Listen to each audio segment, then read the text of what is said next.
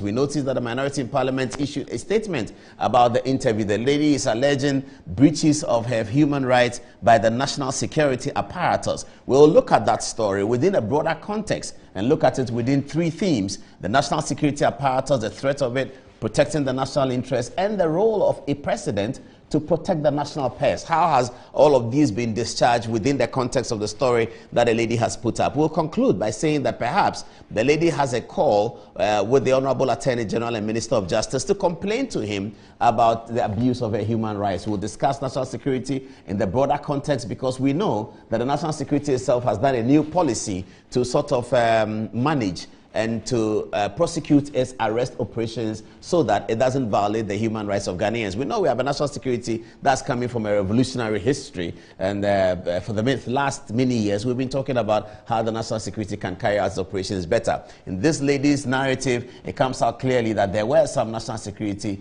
infractions on her rights, but we'll look at that in some detail in a broader context. That's coming up on the touch screen. Stay tuned for that. Just have a look at it before you send your text messages. We know that this is a matter that sharply divides the political opinion from the NDC to the NPP. NDC would like it to go one way and to look one way. NPP would like it to look another way. We are going to give it the contextual color so that you can analyze it yourself. So all of that is coming up. That's why I say we're going to be very controversial tonight. All of that is coming up. And also, the Learned Attorney General is asking for more television cameras in the court. He's unhappy that court cases are heard which have a high political and public interest that are not covered in the same fashion as the two election petitions were covered. Learned Attorney General Godfrey Dame thinks that the Lord Chief Justice should allow television cameras into the courtroom so that, as he put it, the poverty of legal expressions and the poverty of the way in which people prosecute their cases will be made clear to the general public. He says that will stop lawyers from carrying out negative propaganda and irresponsible propaganda after they have lost cases, because the general public will see, if the matter is on television, why they lost the case. As he says, by the time the election petition was over, the entire general public knew how this case was going, and they knew those who had conducted their cases well, with good research and with industry, and they were also aware of those who had not conducted a good case, those who came to election petition without evidence. And so it was difficult for the lawyers to spin a propaganda after the case because it was on television. This morning at Labadi Beach Hotel, the Attorney General made a strong call to the Lord Chief Justice that put the cases on television. Let Ghanaians see how we are prosecuted as soon not matter. And then people will not come out and say that the cases have gone one way because it was political, because the general public will see what they did in court,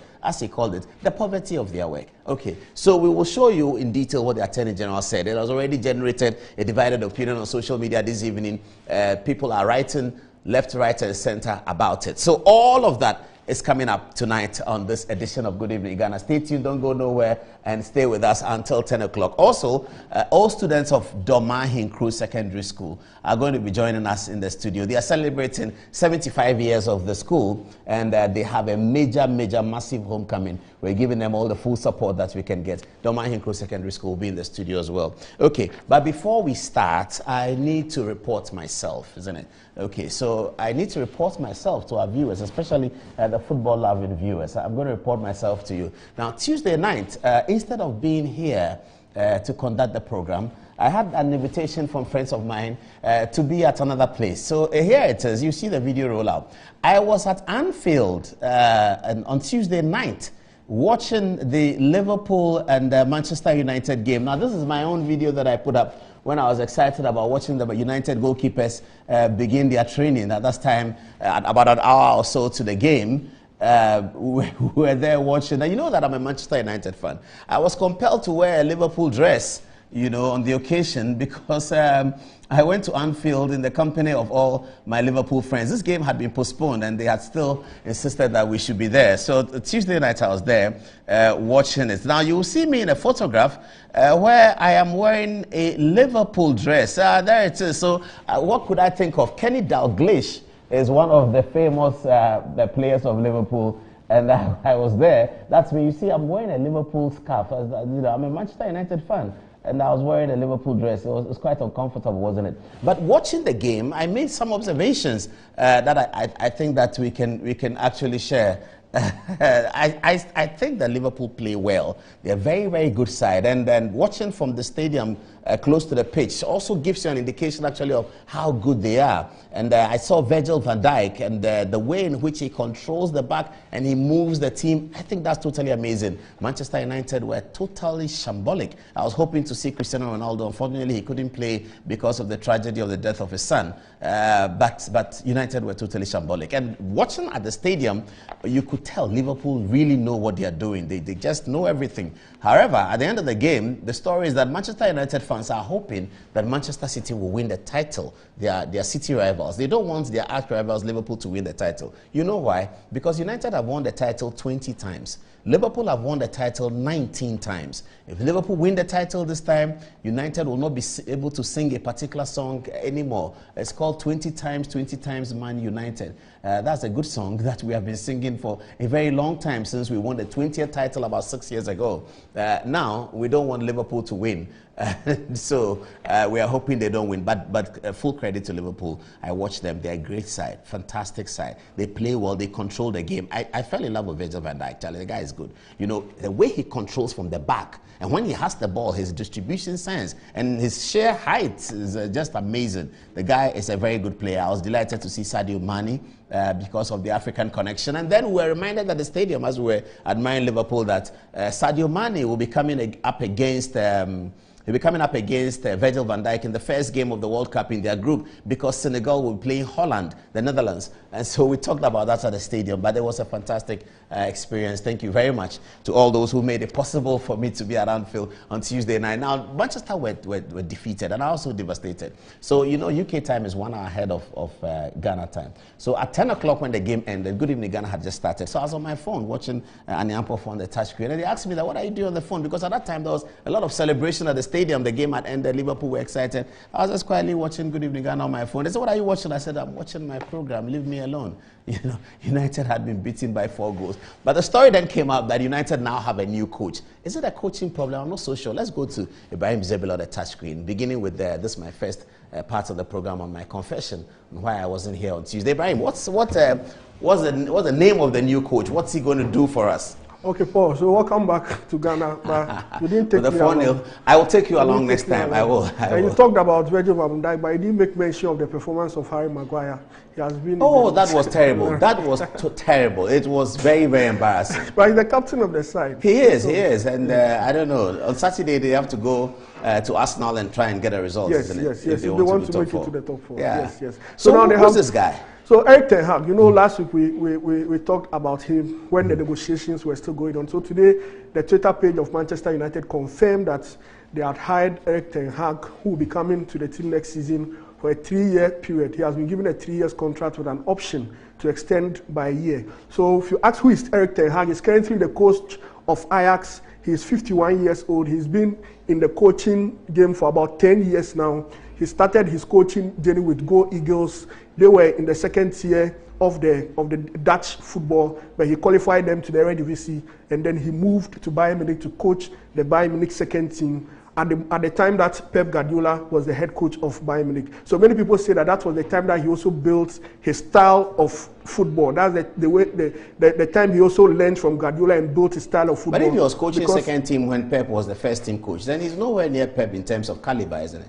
Yes, but since moving to Ajax, and you look at the kind of performances that he has shown at Ajax, especially in the Champions League when he meets very good teams, like his most memorable wins have been against Real Madrid at the Santiago Bernabeu, and also going to eliminate Juventus at Turin in the Champions League, qualifying Ajax to the Champions League semi-finals in his first attempt. So you look at those performances that he has done with Ajax, winning the Eredivisie with them and winning a lot of trophies with them, and the kind of style of play that he has introduced into Ajax, you see that he has grown in the game and he has learned. But Ajax been winning the title in Yes, they have been winning since he went there. They've been dominating the Eredivisie. But they don't do well in the Champions League. Semi-final is not good enough for Manchester United. Yes.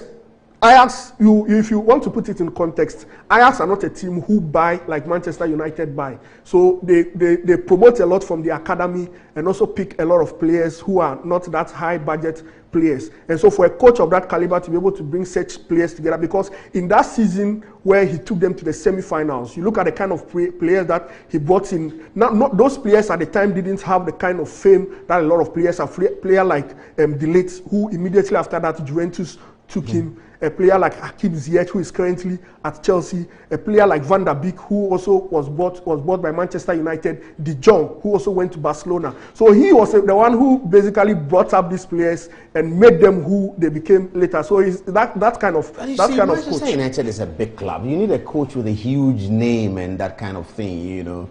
Pochettino, Mourinho, this guy does he have the spirit for it? That's Manchester United have tried those kind of coaches since Alex Ferguson left. They've tried those kind of coaches. First, they tried David Moyes, who was with Everton. He wasn't a big name, but coach, because of what he had done at Everton, had been with Everton for a very long time, and Alex Ferguson admired his style of play, and so Alex Ferguson suggested that the job be given to him. He came in and he didn't succeed, and then Manchester went for a big name, who was Van Gaal, Louis Van Gaal. Van Gaal was not bad. I think after Ferguson, Van Gaal has been the most successful. Isn't it? Mourinho actually is the most successful. He won 2 trophies. He won the Europa League and also the Carabao. No, Carabao. But it was Van Gaal who won the FA Cup in his last match. His last match for Manchester United. So they brought in the big names. Van Gaal has come in. He couldn't perform. Mourinho also came in with his big ego and also his style of football and all the things that we know Mourinho for. He also couldn't succeed. And then they went in for an old player of theirs, Solskjaer, who came in, showed signs of being a very good coach, but in the latter part, he also showed that he was inept in some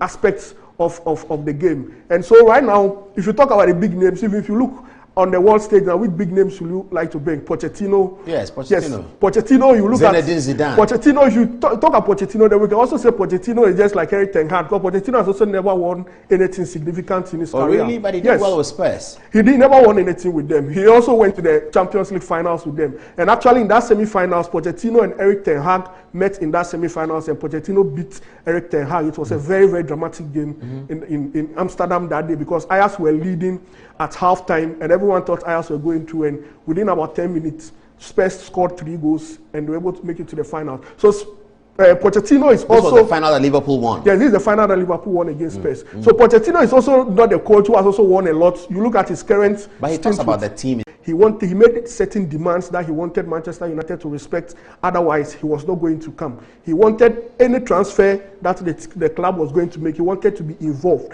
Any transfer, whether in or out, whether a player is leaving or coming in, he wanted to be significantly involved in those kind of transfers. And players, and he wanted a huge authority, like how the kind of authority that Alex Ferguson had, because the previous Manchester United coaches who have come, we've realized that they've had challenges with that. But his negative is also that he has also never coached big ego players and players who have achieved a lot in their career, like Cristiano Ronaldo.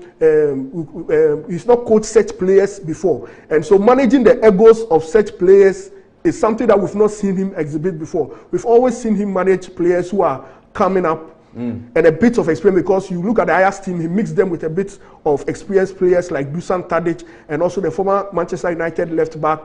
There was a former Manchester United, so he mixed them, but we've not seen him work with a lot of big name players before. So this is going to be his first test. But what we are hearing is that even the current coach is saying that apart from the goalkeeper, a lot of changes will have to be made in almost all the departments of the Manchester United team, from defense to attack. A lot of changes will have to be made. But one thing that will attract the quality players to come to Manchester United will be Champions League football, which the team is struggling to achieve at the moment. If the team don't make it to Champions League, and they probably don't make it to Europa League and have to play in the Conference League, the big names will not feel attracted to come to Manchester United. That's the huge challenge. Wow, that's a big challenge, isn't it? That's a significant challenge. So that's our football story. We have a surprise for you in the studio as far as football is concerned, and he's going to walk in to join us. Our surprise football guest is coming into the studio tonight. Remember that we have more politics to do on Good Evening Ghana tonight. We're talking about the EIU report. We're talking about the Ladies in Famous interview, alleged national security breaches against her. And we're talking about the Attorney General is wanting more television cameras into the courtroom these days for politically sensitive cases that the Supreme Court hears. All of that is coming up whilst we're now discussing the Manchester United bit. Okay, hold on. As on our surprise comes, you can ask him a few questions. So I'm hoping that he comes in very soon. And by now, I think you can guess who it is. Yes. Oh, they're taking too long. They are taking too long in bringing in the surprise guest. He should come in right now. Okay, so I'm going to stand up and welcome him because he's a legend. And when a legend is coming to the studio, you welcome him. Okay, let's hear it go.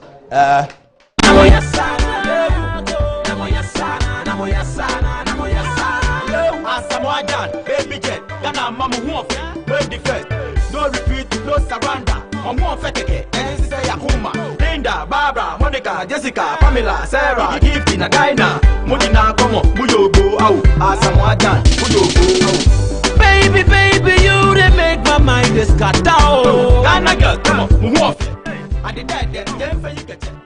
Baby, Jessie, Sana, Asamoajan. All right, so Asamoajan is in the studio. He's going to tell us about the big event, which is the book launch. This is the first time any Ghanaian footballer has launched a book.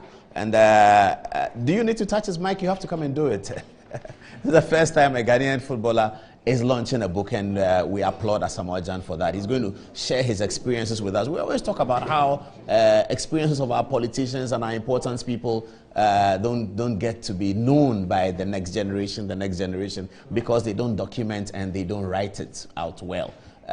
So now, Asamoajan, the former captain of the Black Stars, the all-time highest scoring striker of the Ghana Black Stars, is going to launch a book.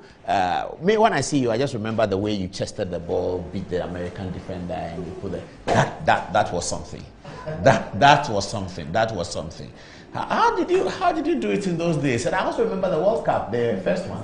The first game with what game was that? 2006 World Cup. He scored a penalty. The first game. The first goal Ghana scored against Czech Republic. Was it a penalty? No, it wasn't a penalty. But that day he scored a penalty. No, the Czech Republic. Czech Republic. Yeah. We are talking of 2010. That was a big one. The Czech Republic one was brutal. I was at the stadium in Nuremberg. That was it. That was the Czech Republic one. Because we had been beaten by Italy in the first game. And so going to the Czech Republic, we were all worried. Early goal, wasn't it? Very early goal. So the fastest goal in the tournament. Yes. No, I'm talking about that's the Serbia one. Nemanja Vidic's team. Serbia. That's South Africa 2010. That was 2010. Yes. That was a penalty, wasn't it? Yes, penalty. Yeah, I calmed down our nerves. You've done well for Ghana. There's no doubt about that. There's absolutely no doubt about that. And everybody, I was actually happy that you said you want to play for Asante Kotoko. Yeah, I'm a Kotoko fan. Yeah. I was a kid. But your brother played for Kotoko, right? He played. Yeah, he did. Okay. And that's the use of his career. So did you know you were going to play football? I had to choose between football and music. I knew I was going to play football. At the age of 9, I told my friends.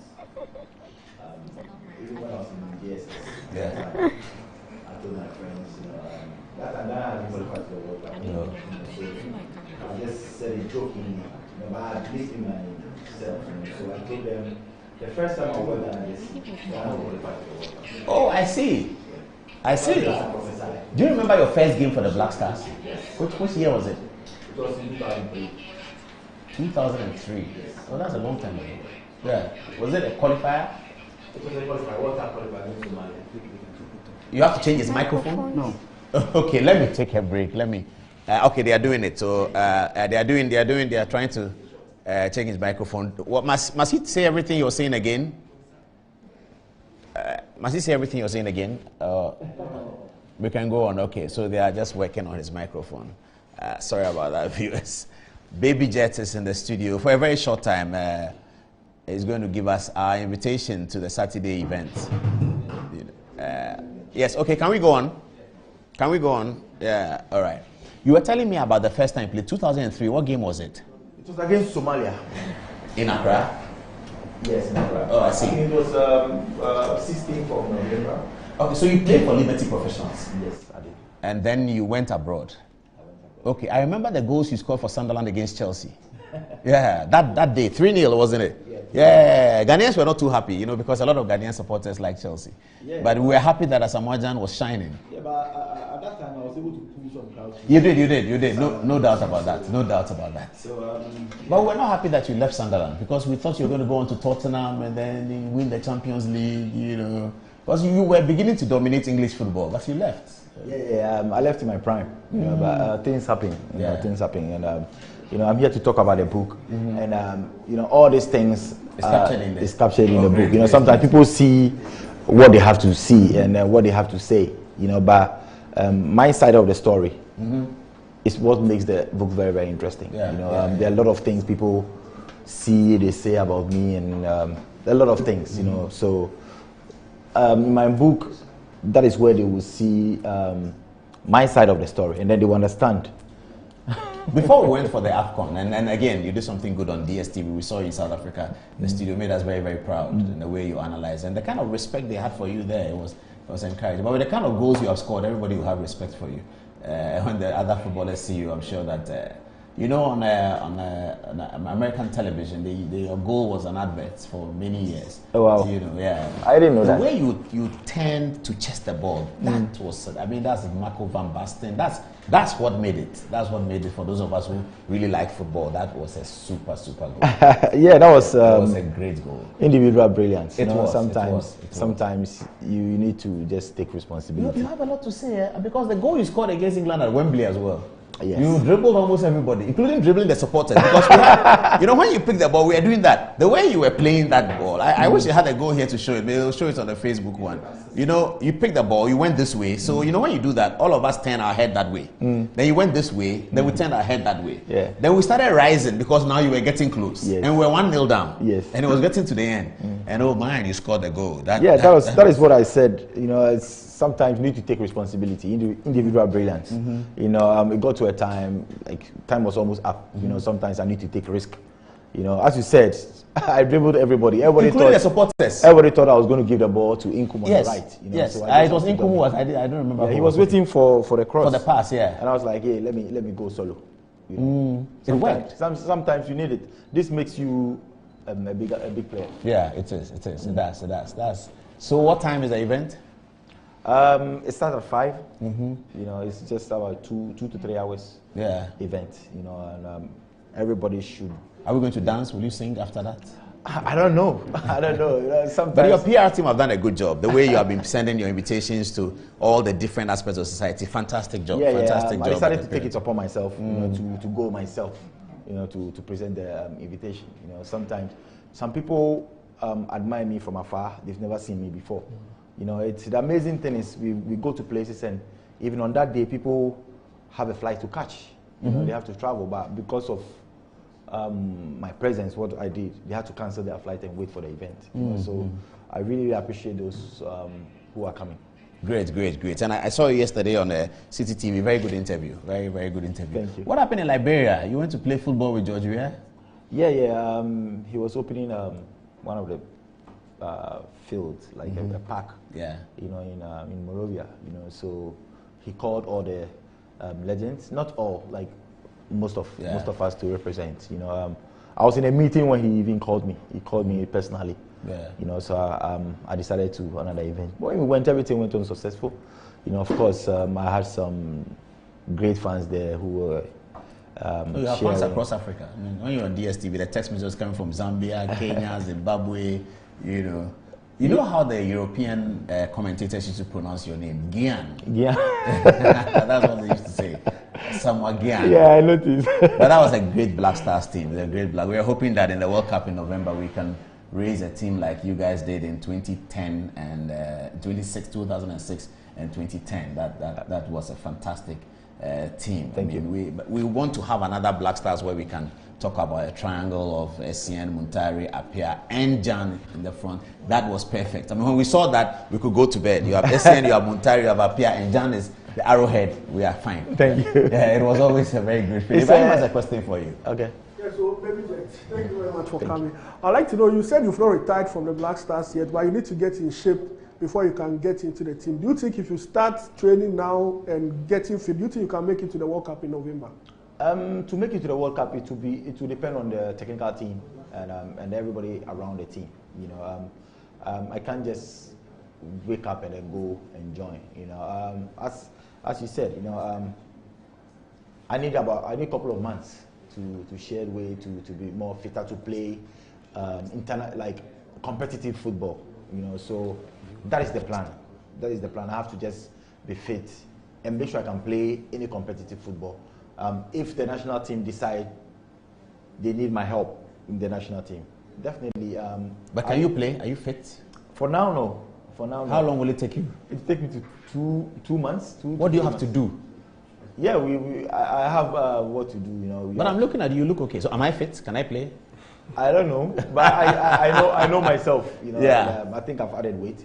So you need to reduce weight. Yeah, I need to reduce weight. I need to be on diet, be harder in training. You know, I know the routines. Okay, know, okay. Get back into so you have to get back into the routines for about 2-3 months. Yeah. And you'll be ready to play competitive football. Yeah, that is 45 minutes or 15 or 90. It will depend. It will depend. On what? You know, me being off the field for quite a long time. You know, to play like a friendly match, like you start with 20 minutes. Yeah. And then you'll be playing more friendly matches. Well, that's a very good feeling. So you really can, if you condition to be in that game against Portugal. Definitely. And you can put the ball back in the net. Talent-wise, I think. Oh, no, you have too much of that. One is There's there. no problem. You know, the only thing I need is the physical part. You know, I need to be just fit. What's the most difficult part of a striker's role on the field? To put the ball in the net.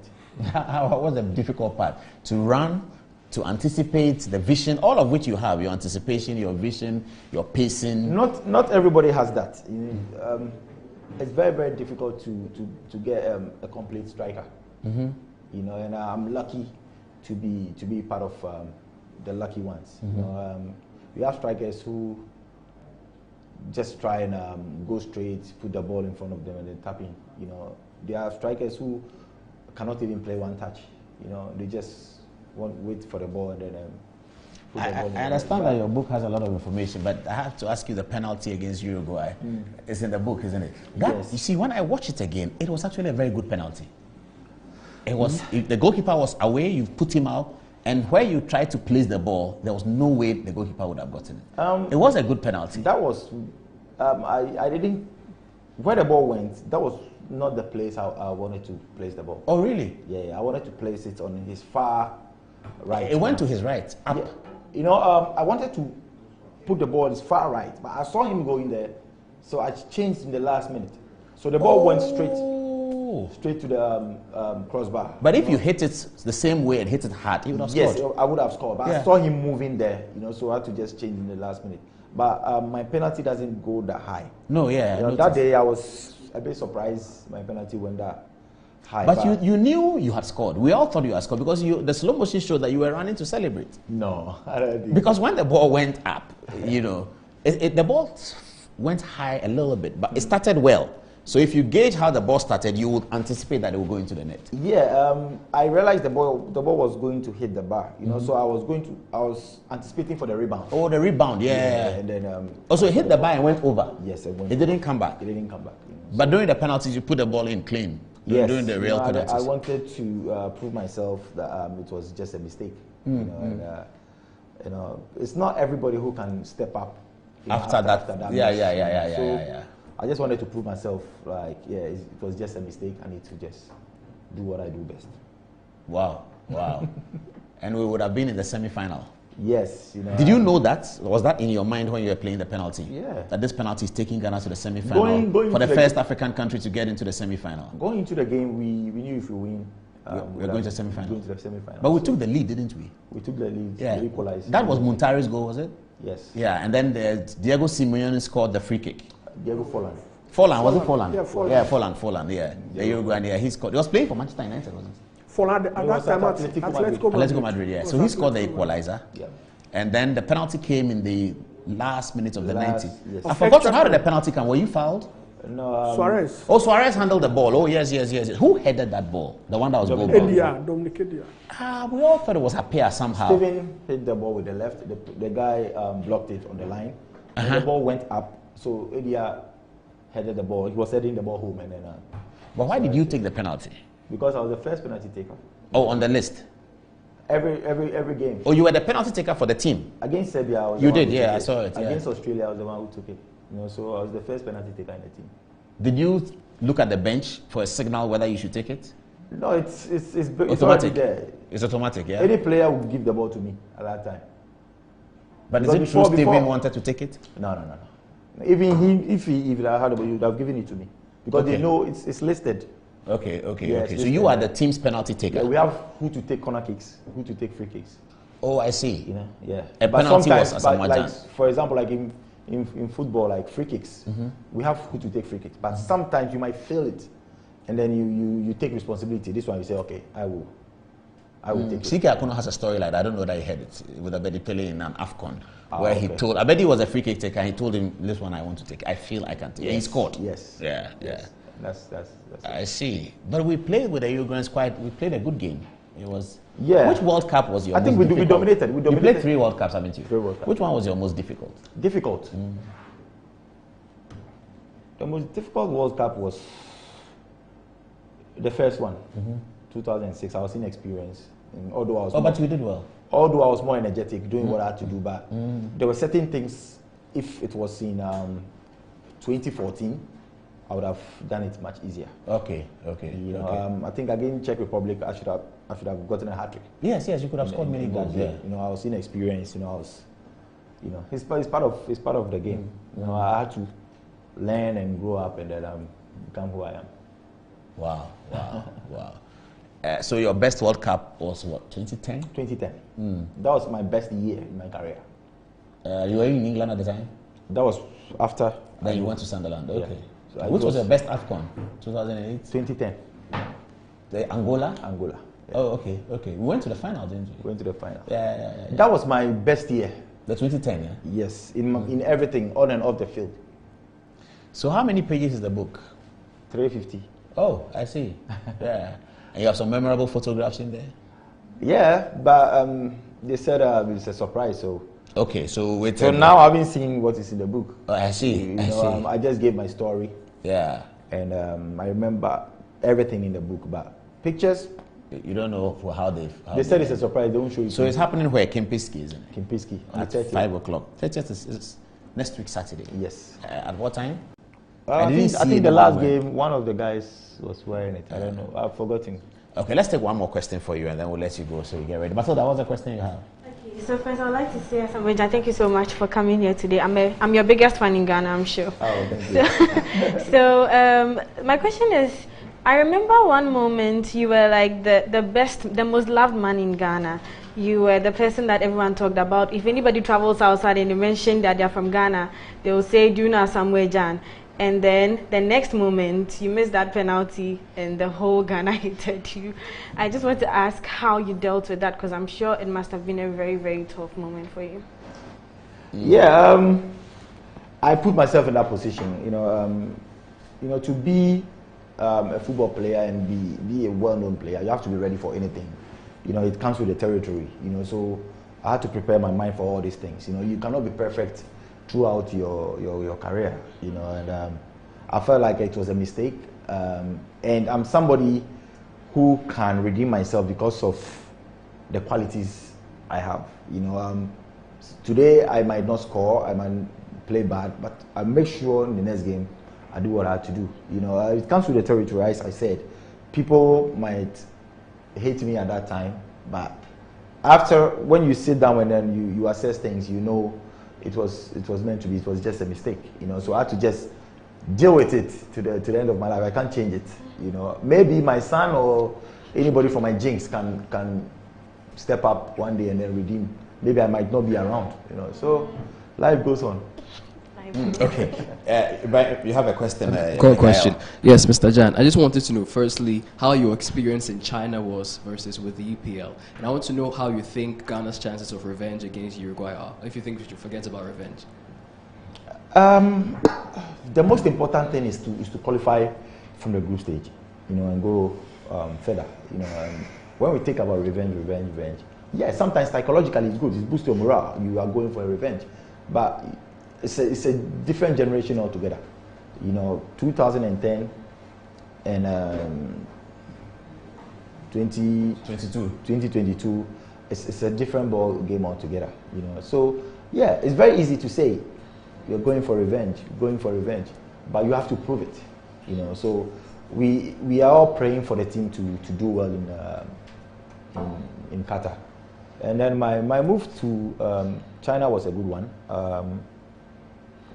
It's my biggest deal in my career. You know, I went there, reception was good. I started very, very well, and that was when my injuries started. You know, so I couldn't perform the way I had wanted to.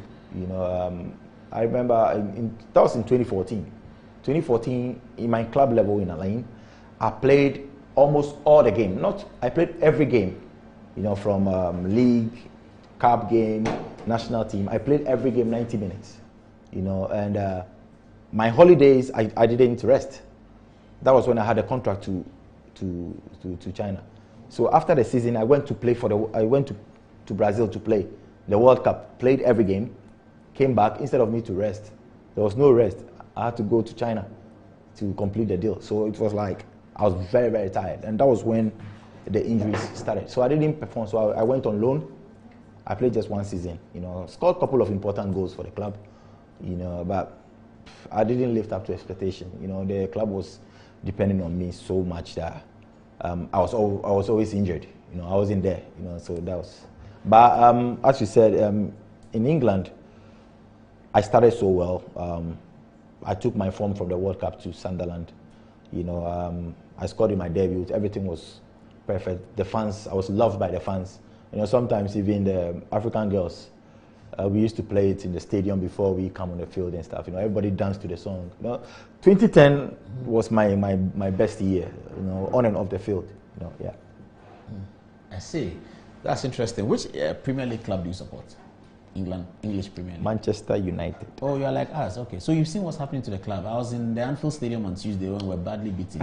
It was very, very bad. Yeah, we've got a lot of Manchester United fans here. But did you ever think of playing for Manchester United when you were at Sunderland? Because it was a real possibility. Yeah, there was a possibility. But there were a lot of big clubs in England that was looking for my signature. Yeah. But it didn't go through.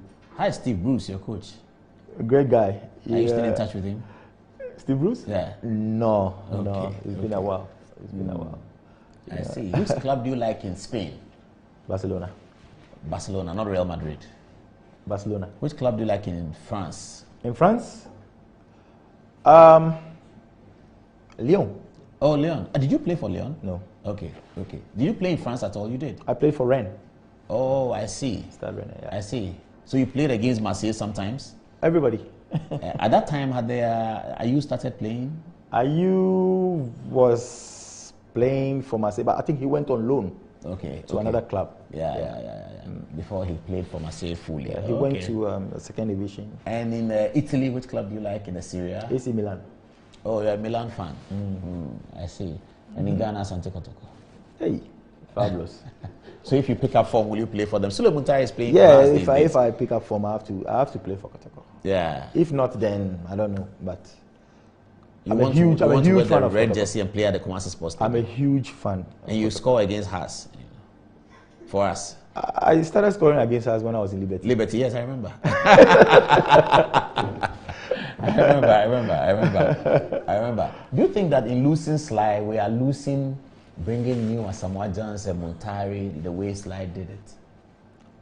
I think we've lost a great guy. You know, since Sly left, things has been very, very difficult. Yeah. You know, when you talk about football demonstration, I think he was one of the best. You know, his IQ, players, he can see you and then how he could pick players. Yeah. That is the amazing thing about him. Yeah. You know, Sule Muntari, Michael Essien, myself, my brother Peter Forikwe, you know, a lot of great players. You know, he was the one who did everything before the sadly death. You know, it was a shocking news to us, but life goes on. You know, he's somebody who has done a lot. So did football make you rich? Yes. Yes. Football gave me everything. Football gave me everything. You know, and I would say I'm living in my dream right now because that is what I wanted to do, you know, and I did it finally, you know. So I'm very happy. I'm very, very happy, man. That is why sometimes people see me, this guy there, he's always happy. You know, sometimes, you know, at a tender age, people will say, oh, when I grow up, I want to be a doctor. And then the person end up being something else, like engineer. A different thing, you know. But when you are living in your dream, it's a great feeling. It is, yeah. Yeah. So I'm lucky to. Are you married? Why? Okay, we'll end on that note. Asamoah will tell us on the day of the book launch when he speaks whether he's married or not. That's a good guy. So we want to take a commercial break so we can take photographs with him in the studio. You want to see those photographs, it will be on social media. Sorry, you cannot take the photograph with him. If you are near our studio at Northridge, you can come. But we have the legend in the studio. We have the star in the studio. He is our property for the next 5 minutes. We're taking photographs with him. After the break, when he's gone, we'll do the politics on the touch screen. This is Good Evening Ghana. It's live.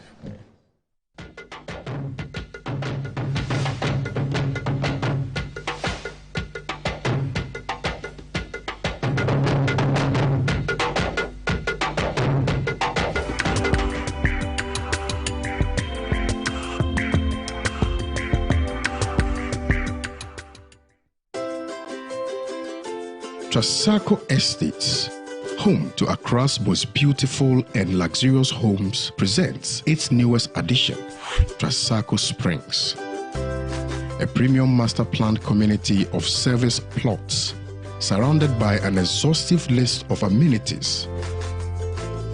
The gated community of Tema to Accra Motorway presents you the finest opportunity to own a land that suits your preferred size, budget, and payment terms. Trasacco Springs is open to you for development. Our on-site sales executives are ready. Call on 055 659 2658.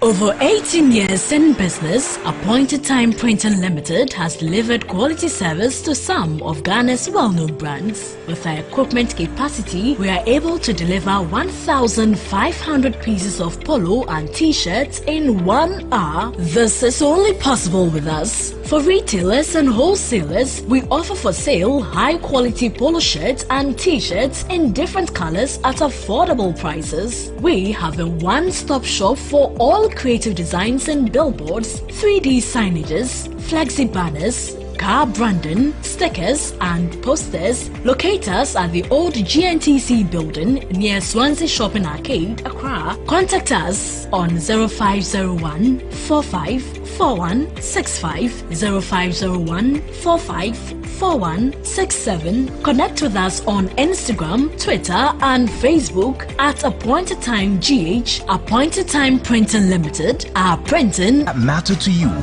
always on Surfline. Surfline. Oh, say Black Stars. Ghana for you na damwase. Atadwe ya tidenne. Black Stars mama ye niya je. Kata 22 yana ye kobie. Black Stars moya die. Ghana. Oh say Ghana. Yeah. Kata 22 a High Sense World Cup. Shano High Sense TV so na won clear. Na what no clear. Now be shano mobile phone so dia. A High Sense mobile phone. Emu da eni da. Now per se ubie uboya. Na man for feel it dia. A High Sense home theater. High Sense everyday prices for everyday people. High Sense official sponsor FIFA Qatar 22 World Cup.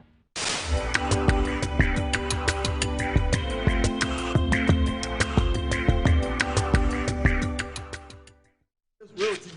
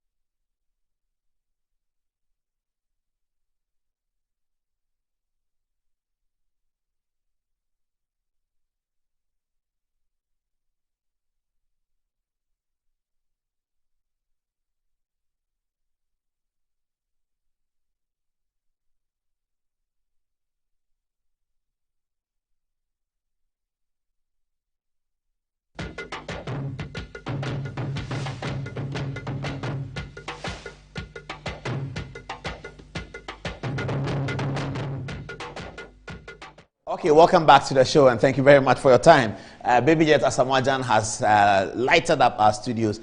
He's downstairs, there's some activity there. All our drivers and guys are with him, and they're having a good time. We'll all be at the event to support him because we like people who document. It's an intellectual work, and he's done a good job. Documenting what has happened and all the secrets of what happened in the dressing room is going to be in the book. Watch out for that, and let's hear other players do that. Now let's get on to the politics. And the Economics Intelligence Unit, one of the global research institutions that researches into political fortunes, economic situations, and all of that, and make predictions, have once again spoken. They do that every quarter sometimes, and in every election sometimes they speak. Often they get it right, sometimes they get it wrong. Now they are saying something very interesting and very peculiar, because they will usually predict an election outcome and say that a political party is leading at this time and has a better chance of winning, another one has a better chance of winning. This time they are not just predicting about political parties, they are predicting about political parties. They are speaking about candidates as well. President Mahama has come up for a big conversation in the EIU report. It almost sounds contradictory, because the EIU suggests that the National Democratic Congress in opposition have a chance of winning the presidential elections in 2024, December 2024. However, that victory will elude the NDC if President John Dramani Mahama is the candidate of the party. That sounds very contradictory, doesn't it? Because as far as we know, President Mahama is almost certainly going to be the candidate of the NDC. Is the EIU suggesting, therefore, that if President Mahama is a candidate, the NDC cannot win and that the NPP will win? Well, how does it do to their own analysis? Because you analyze that NDC can win, but they cannot win with John Mahama. This is the second time the EIU is saying that, not the first time. We're going to look in some detail in what they are saying. So EIU predicts victory for the NDC in 2004, but without John Mahama. John Mahama is the only candidate that the NDC have, don't they? Or do the NDC have another candidate? Here it is. Dr. Kwabena Duffuor has emerged as the strongest yet person to challenge President Mahama for the ticket. Dr. Duffuor is much older than President Mahama. Dr. Duffuor also served as the finance minister for Professor Mills and the former governor of the Central Bank for Flight Lieutenant Rawlings. So in terms of working with the NDC, Dr. Duffuor knows it. When President Mahama became president in 2013, he did not retain Dr. Duffuor as the finance minister who had been with Mills. Dr. Duffuor is now challenging President Mahama, and the supporters of Duffuor have been making this point about President Mahama's ineligibility, unelectability to the Ghanaian people because of certain issues. One of them that is now coming up big time is that President Mahama is going to run one term if he were to become president again. That's a big issue. That's a very big issue. It wasn't a big issue in 2020. Why? Because in 2020, both of the leading candidates had an opportunity to do just one term. President Akufo-Addo was looking for a second term, and President Mahama was also looking for a second term, invariably. Therefore, in 2020, it was not a big story about whether a candidate was going to do one term or not. In 2024, it's going to be part of the considerations, and it's going to be a big story, aside President Mahama's record. And I have to say that in 2020, the main matter on the table was a record versus a record. President Mahama had done 4 years in office, President Akufo-Addo had done 4 years in office, and the MPP, and President Akufo-Addo in particular, actually pushed for that to be the denominator for the election. President Akufo-Addo said, compare my record to his record and make a decision. It turned out that the Ghanaian people, by a majority of 500,000, 500,000, decided that President Akufo-Addo's record of 4 years was better than President Mahama. Now, President Akufo-Addo is not going to be on the ballot. President Mahama is going to be on the ballot almost certainly if he's able to assail the challenge coming from Dr. Duffuor. Many political watchers think that he might be able to do that, at least if the election were run today. We don't know when the NDC's election will be run, maybe sometime early next year, maybe sometime at the end of this year. But for now, many political watchers believe that if the contest is taken today, President Mahama will win the election in terms of the NDC's internal contest. Supporters of Dr. Duffuor have been encouraged by the EIU report significantly, and they are telling the NDC people that, you see, we told you about President Mahama. Apart from his one-terminism, Ben Efson, the famous political poster, is bringing up another issue against President Mahama. Now, Ben Efson says that he thinks that President Mahama can defy the EIU results by changing his running mate. That's very important. That's another conversation altogether. So Ben Efson wastes the conversation and says that, don't worry, EIU is right. They may be right. What President Mahama can do if he's certainly going to be the candidate for the NDC, is to change his running mate. Now, this issue about President Mahama and changing his running mate has come up. During the last election, Dr. Obed Asamoah, in granting an interview to Joy News, talked about it, about the running mate of the NDC. So, the question is, advisors of President Mahama are going to be watching this very closely. We have already heard Felix Kwachio Fosu speaking to Joy FM last Tuesday, when the EI report was released, and he said that come rain, come high water, John Dramani Mahama will be the candidate of the NDC. There are those who think like that, and there are those who also believe that it's probably too late to change the candidate in spite of the EIU report, in spite of the difficulties and the seemingly unsurmountable difficulties that confront the NDC with John Mahama. He's going to do one term. He has a record to defend. He has to defend it against either Alhaji Mahamadou Bawumia or Alan Chemartin. Whoever wins the NPP contest is also going to be another contest of NPP versus NDC, who is more development oriented. NPP are going to say that in the history of the Fourth Republic, we have been champions of social interventions, even though our opponents are socialist, a socialist party. If you name the magnificent and major social interventions that have happened in the Fourth Republic, then these NPP are going to claim all of it. They're going to claim some under President Kufuor, and they're going to claim the rest under Nana Akufo-Addo. Fundamentally, free SHS, NIH, I mean, health and education are fundamental to social interventionism. And so those who have been able to intervene in health and education confront these deals. And these are the points that are being raised for those who are backing Dr. Dufour, that let's have a change. And for Ben Efson, it's too late to change John Mahama, but you can change Jenano Opoku-Agyeman. But should you change Jenano Opoku-Agyeman? Was Jenano Opoku-Agyeman not responsible for something good in 2020? Have Ghanaians not warmed up to her, and so you have to repeat her? Or is it that she completely lost everything, and so if you bring her back, the NDC is not going to win? All of these things are things that we'll be watching as time goes on for political watchers. Now, I have seen this interesting observation that we have made from the data. We have looked at the last few elections, and the data shows something particularly significant in terms of NDC's victories. So the AI is predicting that NDC has a better chance of winning 2024, etc., etc. MPP have dismissed that anyway. They have dismissed it on the basis that the EIU is just being lazy. They are just looking at Ghana's political history, and they are saying every 8 years something changes. If they were not being lazy, where is the data from which they are drawing the research? And where is the whole John Mahama thing coming from? Why are you saying that they can win but without the only candidate they have? It's almost like saying that you will not win the election. Because what do you mean by they can win the election but not with John? John Mahama is the candidate they have. What does that mean? EIU must come clean on that. So the MPP are dismissing that anyway. But we have made this observation from the data. Anytime the NDC wins the election, there's a very significant poll. It's a very significant, did I say anytime the NDC win? Anytime the NDC do well, including winning. So I'm calling election 2020 as an election that the NDC did well, because they were not expected to perform that well, particularly in parliament, even in the presidential election. They had been defeated by 1 million votes in 2016. It was widely expected that the NPP was going to win. It was widely expected that the NPP were going to win a flat fundamental victory. It was a first round victory, but it was short by 500,000, came up to 500,000 votes for the NPP, short by 500,000 of the 1 million, and so came up to 500,000. So the point is this, that anytime the NDC do well, there's a staggering data reflection on spoiled ballots, rejected ballots. Whenever the NDC do well, rejected ballots are so high. And we have observed that we are going to continue to build up the analysis. And if it's possible, we might decide to go to court and compel the Electoral Commission to produce the spoiled ballots of these two elections so that we can have another look at it and analyze those spoiled ballots. I'll show you what I mean. This is the data analysis. I'm not attributing it to anything. I'm just sharing the data with you. So this is election 2008, isn't it? Okay. Now, in the first round, there were 205,438 spoiled ballots, representing 2.4% of the vote. I have never really understood what happened in 2008. And I've been looking at the figures for many years now. I've shared with a lot of my academic colleagues and a lot of my media colleagues that I look at 2008 election.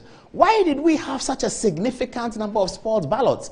Rejected ballots in 2008 election was 2.4%. Now 2.4%, I'll show you, came third. I'll show you the data. Yes. Now this is election 2008 results of the first round, where you see President Akufo-Addo come up with 49.13%, Jonathan Mills come up with 47.92%. This is when the MPP was looking for the third term coming after the Kufuor election, an election that was run, I think it was the first election on social media. It was a very heavy election very heavy on propaganda. Look at the performance of the rest. So you start from Papa Kwesi Indum. He comes up at 1.34%. Edward Mahama, these are stalwarts. Indum is stalwart, Edward Mahama is stalwart. Edward Mahama comes up with 0.87%. Emmanuel Entry comes up with 0.33%. Kwesi Amoafo Yeboah comes up with 0.23%. T.N. Ward-Brew comes up with 0.10%. Kwabena Ajay comes up with 0.0%. Look at the percentage of the spoiled ballots. 2.4%. is the percentage of the spoiled ballots in 2008, an election that the NDC won. Okay, let me progress and let's do the data. Okay, in the second round, this is 2016. Okay, so here is 2016, the election that the NDC lost. Number of spoiled ballots drops to 1.5%. This is 2016 selections, the one the NPP won, 1.5%. We are coming from 2008. I've excluded 2012 because of all the circumstances surrounding it. I don't want to use it for the data analysis. So we want to look at elections that were, that. So 2008 is what we've looked at. 2016, the election that the NPP won, spoiled ballots, or if you like, the election that the NDC did not do well. Spoiled ballots is 167,000, coming up to 1.5%. Okay, let's look at 2020 presidential poll, an election that the NDC did well. Look at the spoiled ballots again, 313,397, 2.33%. Why do we have such a significant number of spoiled ballots in the ballots anytime the NDC do well in the election? That's something that we need to look at. It's a data analysis, and if we can, can you get me water, please? Sorry, they're going to bring me water. If you look at the data, I thought you'd take one of the ones from here. Okay, forgive me, let me just grab the water.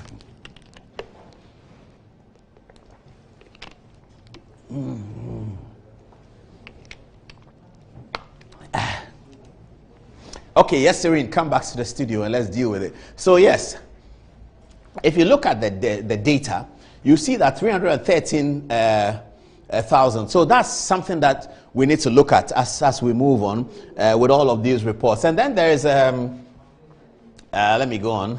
There's also an analysis on the Global Analytics. That's another report. They also kind of put NDC as ahead, but there's a major critique that has come to the Global Analytics survey that I'm going to share with you right now. Dr. Baumia and Alan Chemartin are the main contestants for the MPP contest. And Global Analytics is analyzing which of these two candidates will be more difficult for John Mahama to defeat and which one will be easier for John Mahama to defeat. We'll look at that in some detail. Okay, so here are some of the criticism that has been leveled against the Global Analytics. It's very interesting, so I want us to read it. It says, the critique says that Global Analytics is using a confidence interval of 99%. This means a margin of error of 1% and not 1.799% that they have mentioned. With a population of 4.6 million, the least of a sample size for a survey will be 16,000 and not 5,000 being used. Consult any formula of sample size determination you know. So this critique, Dr. Mahama, I believe, is making the point that the model that was applied, the fundamental statistical model that was applied by Global Analytics is wrong, because it says if this is the kind of population you are dealing with, your sample size must be 16,000, and they said their sample size was 5,200. And he said that the margin of error ought to have been 1% and not 1.7%. Let's move on. He says, no one mixes random and non-random data to make conclusions that will reflect the population mean. The Global Info Analytics did that and made the conclusions thereof. He's alleging that they have mixed random and non-random analysis. He says there's a wrong sample population or target. In polling for the likely candidate for a party, your target should be the delegates, that's the electoral college of the party. this is why we say some candidates may be popular, can win primaries, but can't win the final election. The Global Info Analysis Survey focused on the general population, and that's a wrong target for determining the preferences for a candidate by a particular group. I think this is very interesting. If it is true that the Global Analytics were speaking to any other person other than the Electoral College members, because this election, the internal party election, is going to be conducted not by all MPP members, or not even by all Ghanaians, certainly. It's going to be conducted by an Electoral College, polling station executives, constituency executives, regional executives, members of parliament, etc. So they are an Electoral College. If, therefore, you want to see who has a better chance of winning, you have to poll within the Electoral College. I think I agree with this particular one, if that is what Global Analysis did. Okay, it continues. The resultant effect of the sampling error is more NDC respondents making decisions about MPP primaries than the MPP party. Certainly, this is wrong. Polls are not done in that way. Okay, so I'm not sure how he comes to the conclusion that in terms of the survey, you could have, because you're talking to anybody at all. So if I'm an NDC person, you're asking me that between Alancha Martin and Dr. Bawumia, who would win? Well, of course, the answer I'll give you may not be a genuine answer. It's an answer that I give you about the outcome that I want. So that's what he's saying. That's what he's complaining about. It says, where we accept that the data, despite the inadequacy based on their own parameters for sample size determination and glossing over the convenience sample for almost half of the data, where we agree that that data is accurate, they would have been required to control for over-representation of certain classes of respondents. This was not done. The explanation that it's a poll and should not go by this tenet is problematic, to the extent that you make conclusions for the general population with that data rather than limiting it to the group of people's opinion. That's very interesting. So he's saying that when you are polling among a certain group of people, say supporters of the National Democratic Congress or supporters of the New Patriotic Party, you need to tell that this is the group that I'm polling out of. You should not attribute their answers and explanations to the general Ghanaian population. That's the point that is being made here, which I think is a correct point. He goes on to say that the poll is cross-sectional. January poll and April poll. Creating perception of a quarterly survey is actually misleading. Number 7, he says the questions are vague. While acknowledging general and broad questions could be asked in a survey, such questions must be unambiguous and sometimes derived from series of specific questions already asked. Researchers are usually not around to explain the questions. Wrong understanding begets wrong answers. Example, what direction is the country heading towards? Okay, so he criticizes the questions as well. And then he talks about the pairing John Mahama and Dr. Bawumia, where you have a sample size where there are more NDC people talking than MPP people. He says that you will come to the conclusion that President Mahama is in the lead. So this is an important critique. We will put it out on our social media page, the entire critique of Dr. Mahama, so you can look at it and assess it yourself. You know, we like this kind of intellectual analysis. So that's the end of our first story. I don't know how many text messages we have on the EIU report. John Mahama, Dr. Dufour, Ben Efson, Jenano, Poko Ajiman, etc., etc. Do we have some text messages we can deal with? Okay, let me begin with you, Matilda. What are people saying? How are they reacting to our first story? Next story is a story about the lady. I'll come to that. Matilda, what are they saying? All right, so I have some messages for Asamoah Jan. Obatachi Jeff Don Rusty says, Paul, my boss, tell Asamoah that he has done well for Ghana and I like his outfit. Alantra 19 African wear is doing as good and there is more to come. Also from Daniel A. Paul, I'm very happy the MPP has taken this report seriously, and I know slow by sure they will work and change things around for the next 2 years ahead of us. Watching you live from Virginia, USA. From Kenny Ken James, MPP will win both the presidential and parliamentary elections in 2024. John Dramani Mahama can never be president of Ghana again. John is too corrupt and incompetent. Iron Babako Kokomisa says, EIU report on the election in the system is right by all standards. EIU facts, figures and gatherings on reports on election matters are correct. My point is that in Ghana politics, even if you bring in rocket scientists and election prophets to calculate and predict the Ghanaian election outcome, the probability of the results failing is high because Ghanaians do not vote based on issues because of their living standards of the people and the current economic situation. Niatu says the mention of John Dramani Mahama sends shivers down the spine. He will lead his party to victory. Better prepare your notes of accountability. Nana Ekwama Watson says, good evening, Apostle Paul. The NDC is so much afraid of Dr. Bawumia, so I'm not surprised they have sponsored a survey putting Alan Cash ahead of Dr. Bawumia. Job day ground, and I know MPP delegates will vote massively for Dr. Bawumia. Also from Francis Tichofe Agosu, Kwabena Dufo will not even pull 10,000 votes. Those encouraging him just want to spend his money. Ex-President John Mahama is the sure bet to lead the NDC in 2024. Simply put, Mahama has over 60% chance of winning the upcoming general elections. The rest is left to the party communication apparatus. Also from Ali Duem Sadiq Sayad. Mr. Paul, you are just the best, and may Allah protect and guide you and your family. And also coming from Adam, Tofik, Tundana. Paul, you are too much. It's always great listening to your presentation. We should always listen to your program. And also from Ojo. Paul, serious, so this data is worth interrogating. NDC having positive correlation with spoiled ballots. And also from Nanayao Mystique. For this spoiled ballot issue, what they are saying about?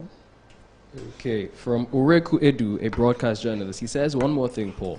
EIU report that came out. We know them in our political history, predicting our elections, in quotes. This particular report is hitting where and there. Bad news for the NPP, good news for the NDC as a party, bad for candidature. Is this giving the NPP chances to break the 8, or rather downplaying the NDC candidates in terms of track record? #GEG. Now, Honorable Ayuba from Yagbon in Savannah says the EIU prediction words for John Mahama rerun for his second term needs further explanation. In any case, if they predicted doom for the MPP, that simply means that anybody, including myself, can win the 2024 elections if given the opportunity to run on the ticket of the NDC. This EIU report is confusing many of us, but the bottom line is the NDC winning 2024 elections. Now, someone asked, he says, good evening, I'm still confused about the survey between Honorable Allen and His Excellency Dr. Bawumia, because I know that it's the party delegates that always vote to elect a presidential candidate, not the general public. So what was the methodology used? And from Sir Awuku Asubo, he says the EIU report confirming the rejection of incompetent Mr. Mahama's comeback isn't surprising, because we've always known him to be incompetent, that we can't entrust the governance of this country into his hands again.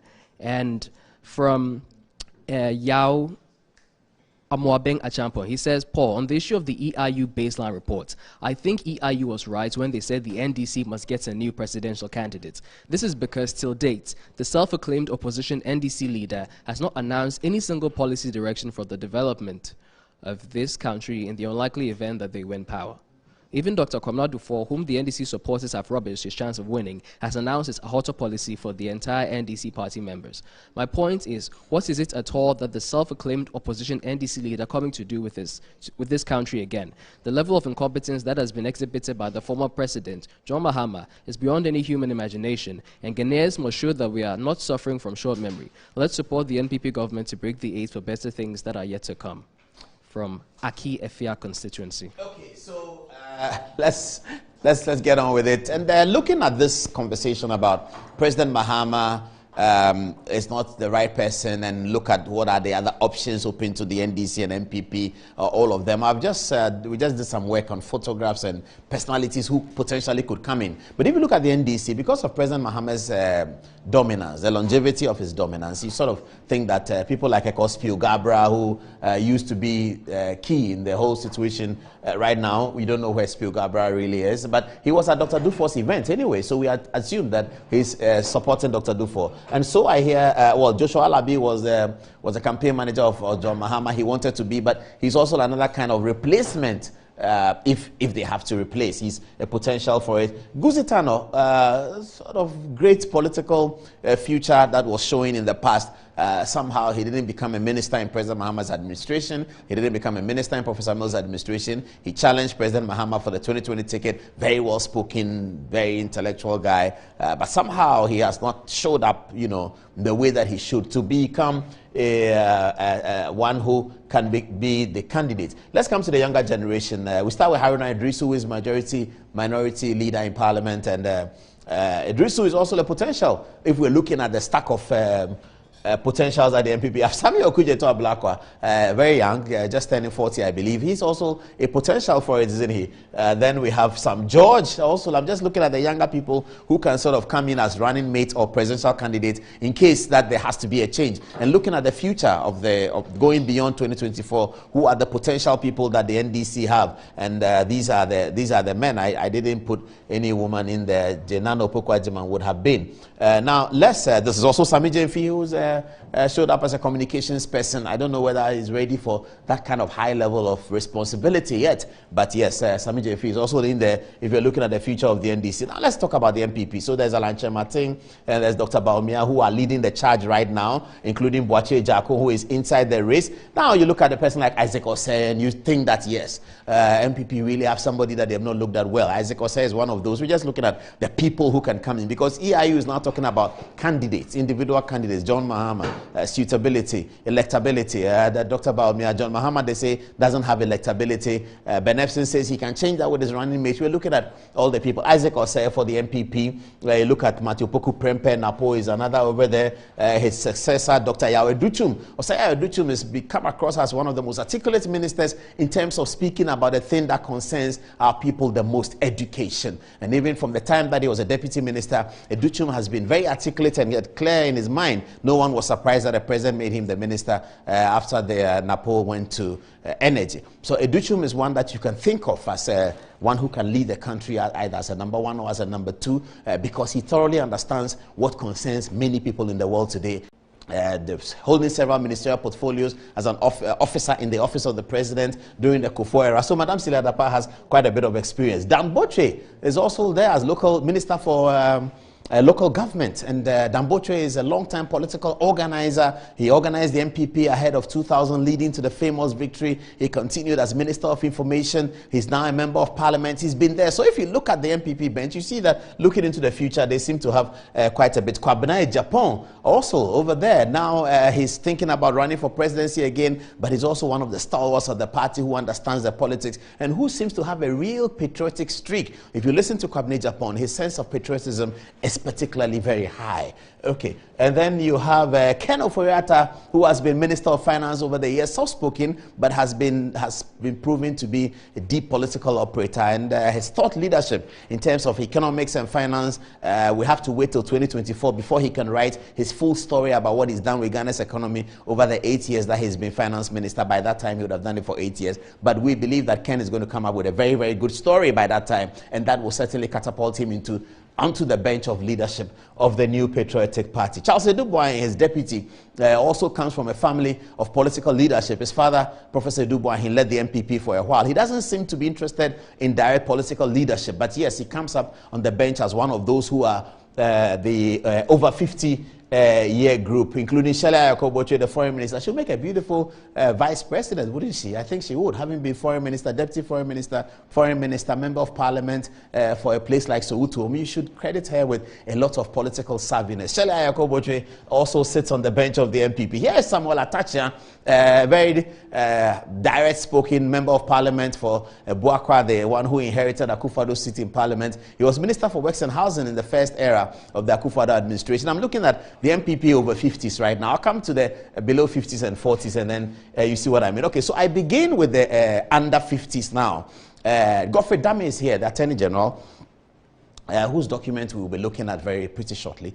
He's also one of the potential young people in the Akufo-Addo administration that are showing that they have some gravitas, not just some, a lot of gravitas to be able to run the affairs of state. This is the MPP bench. It looks quite solid. And then you have Abdullahi Jinapo, who is Minister for Lands, former Deputy Minister, former Deputy Chief of Staff, is also showing a lot of energy and showing particular gravitas. Incidentally, both of them are lawyers. The third one also is a lawyer, lawyers in the MPP. Kojo Ponkroma, of course, I call him the communications avatar. He's demonstrated that he knows how to manage the situation, do things. He'll make a beautiful vice president, would he? Okay. And then you come to Alexander Afenyo-Markin, the guy from Winneba, also a lawyer. Wow, this is interesting. So lawyer.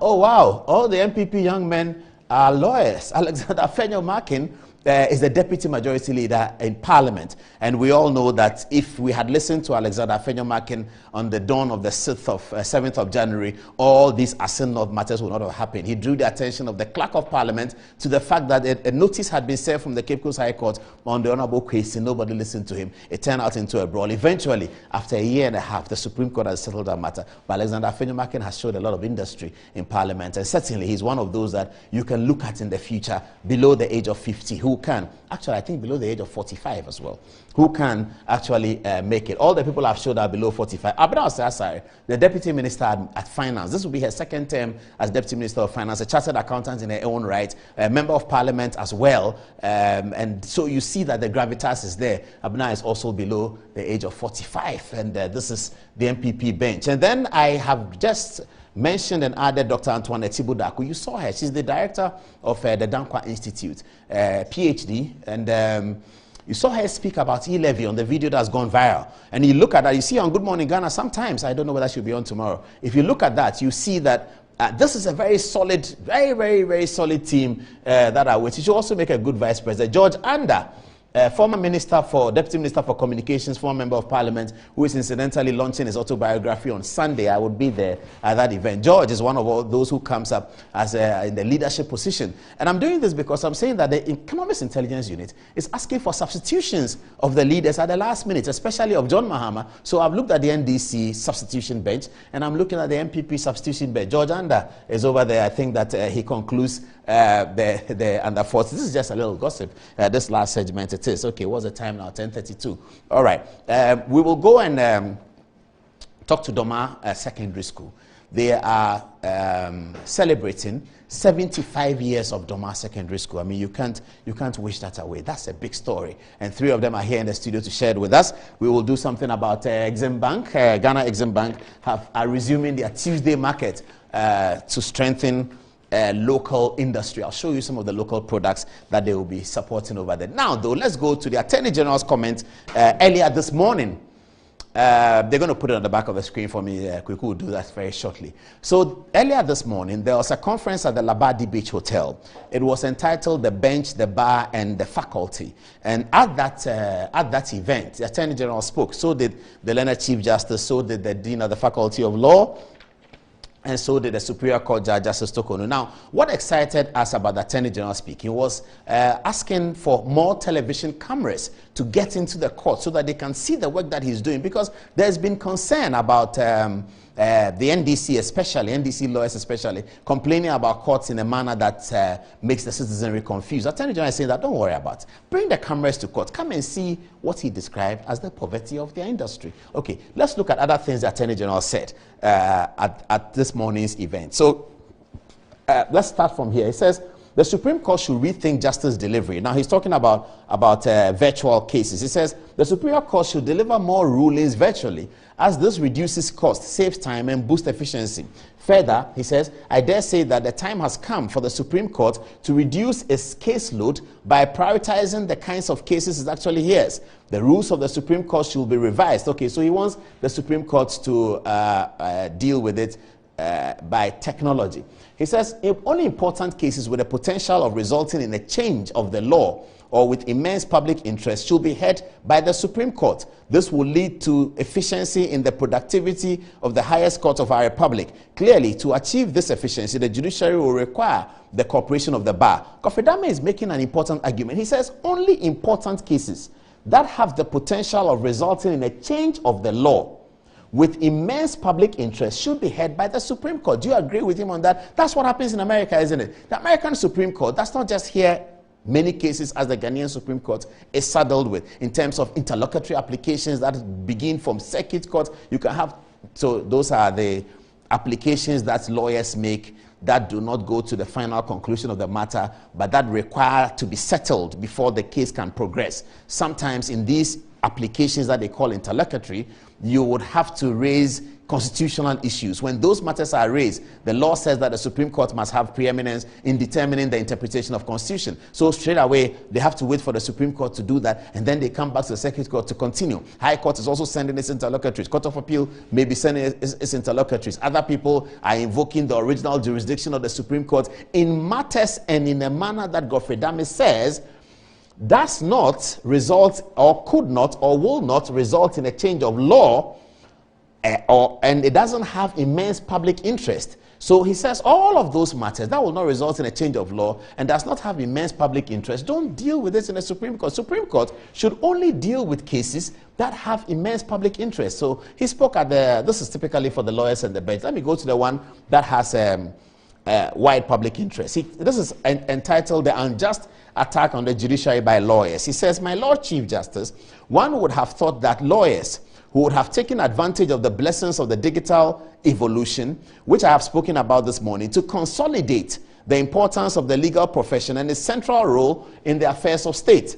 On the contrary, the Attorney General observes, recent developments disclose a systematic attempt by a certain group of lawyers, often belonging to a side of the political divide, to deploy social media to denigrate the administration of justice through poisoned and caustic attacks on judgments of the court, albeit unjustified.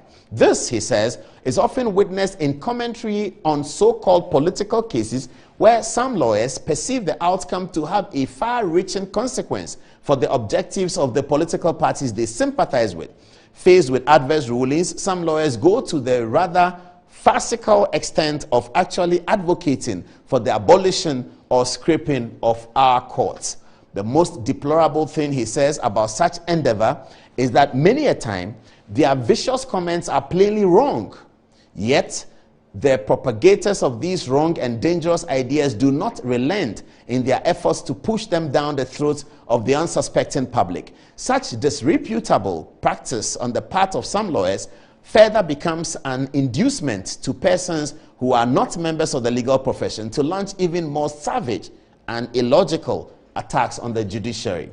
This conduct is clearly despicable, as it has the ultimate tendency to destroy the integrity of the institutions of justice delivery in Ghana. I note," this is very interesting, Godfrey Dame says, "I note that Dr. J.B. Dankwa's only reaction to the judgment in the Ria Koto case, which posterity has judged to be obnoxious, was, quote, 'I am grateful.' President Akufo-Addo's only reaction to the verdict in the 2013 election petition, which some scholars perceive to be wrong, was, quote, 'Even though I disagree, I accept it,' unquote. Such, as he says, is the time-honored standard of civility in law practice that we should aspire to observe at all times." I think this is very significant. Dr. Dami is saying that these days lawyers lose cases in court, or their side lose the cases in court. Then they go ballistic and they attack the integrity of the judiciary. He says that should stop. And then he recollects that Dr. Dankwa, when he lost the famous Ria Koto case, that's a very old case, we're all not born, but it was a case that everybody thought the Supreme Court may have been wrong. All Dr. Dankwa said when he was told that he has lost the case, when he was told the verdict, that "My lords, I'm most grateful," which is what lawyers said. He walked away from the court. When President Akufo-Addo lost the 2013 election petition, he called a press conference and said, "Even though I disagree with it, I accept it, that I accept that the nation must move on." And he's talking about that civility is lost. And these days, lawyers from political divide just bastardize the court anyhow, and then they still go to the court. He's calling for an end to that. Then he comes to this one, which is exciting all the media this evening. He says, broadcast of constitutional and political cases. Quote, he says, reflecting on these unhealthy developments I have spoken about, reflecting on these unhealthy developments that I've spoken about the lawyers criticizing the judiciary unwholesomely, Godfrey Dame continues, says, "My Lord Chief Justice, sometimes I really think the way to go is to permit more broadcast of cases of immense national importance and not the election petition alone.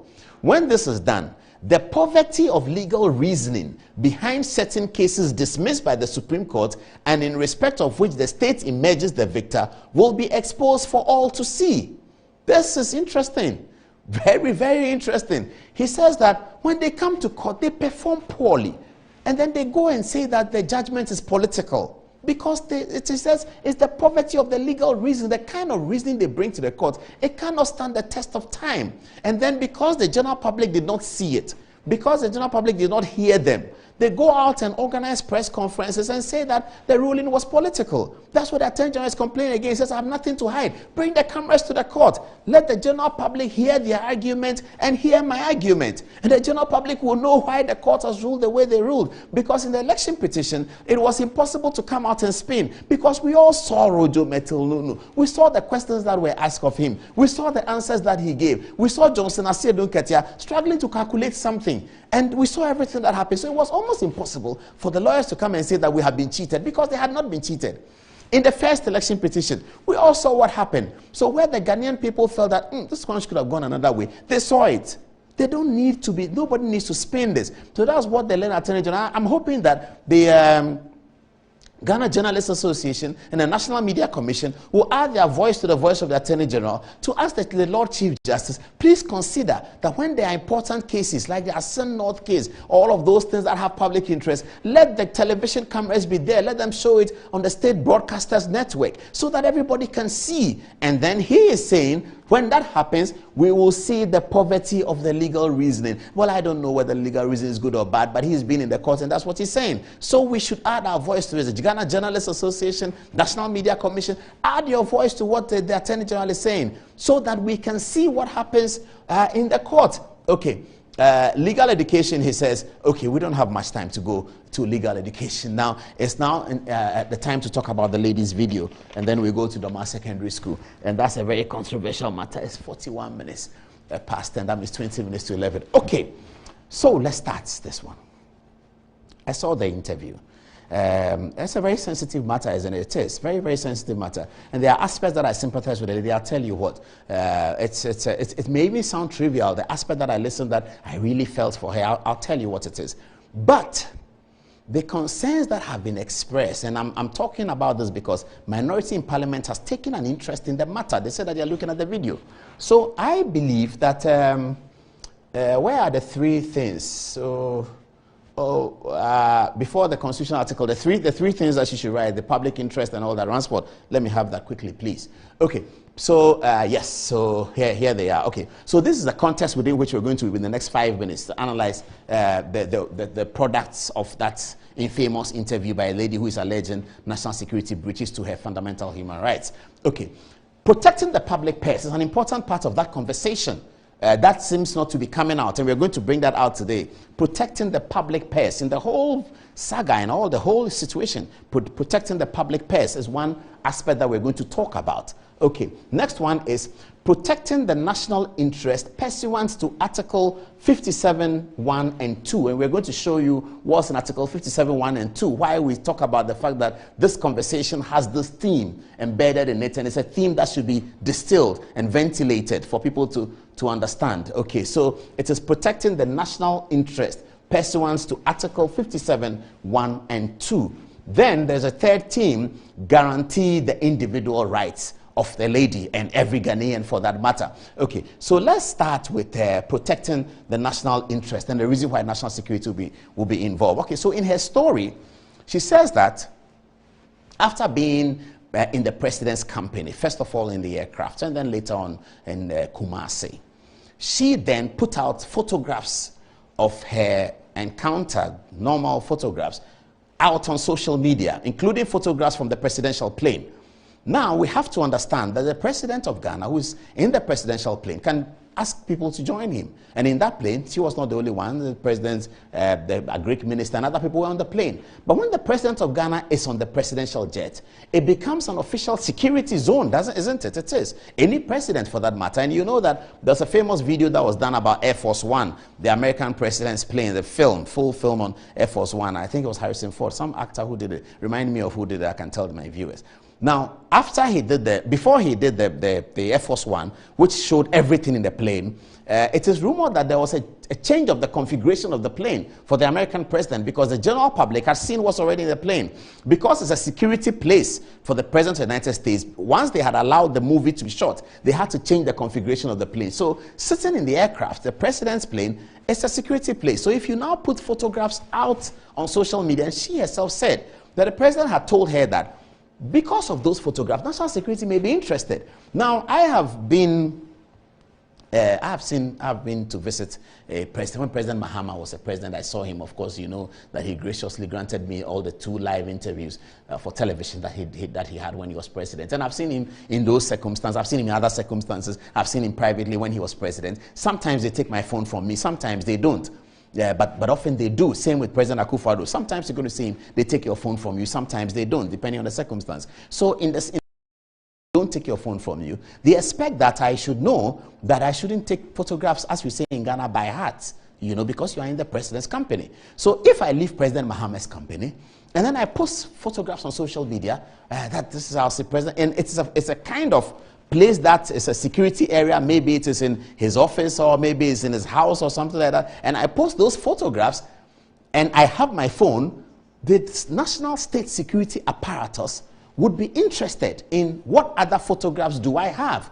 Naturally, whether I'm a man or a woman, the national security will be interested, and so it is my duty to then submit the phone to national security and say, this is the phone.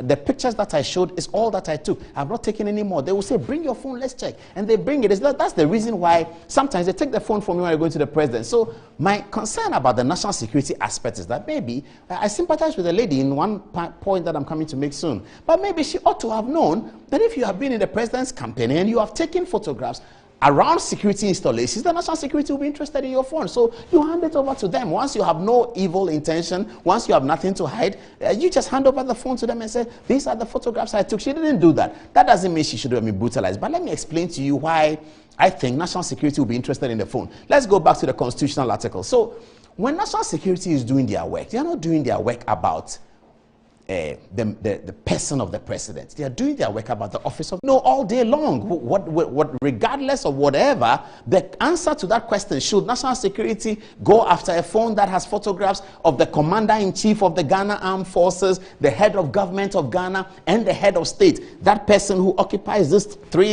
tripartite authority of Ghana, which is all of us. If you read Bertrand Rousseau's Social Justice, then we all subsume our authority to the president. So if a lady puts up a photograph or a man puts up a photograph, and national security think that, hey, let's get the phone and see what's in, what they are doing is not protecting the person of the president. They are protecting the office of the president. That's their responsibility. They will do that all day long. You see? And let's move on. Article 2, it says, the president shall take, that is 57.2, the president shall take precedence over all other persons in Ghana.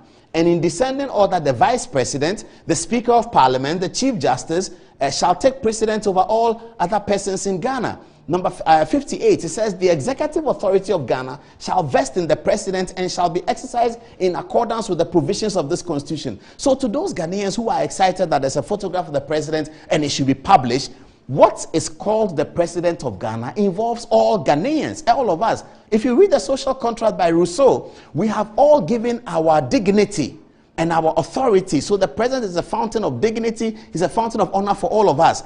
It is for that reason that whether it's the CIA in America, the MI6 in England, the Mossad in Russia, the Israelis, every state security institution will be concerned about whatever information that could potentially go out about the president of Ghana or the president of that country, so long as he occupies that position. It is foolhardy for anyone to think that I will not give my phone to national security. I don't care. It's foolhardy. It's totally foolhardy. Now, I will come back to sympathize with the lady on something.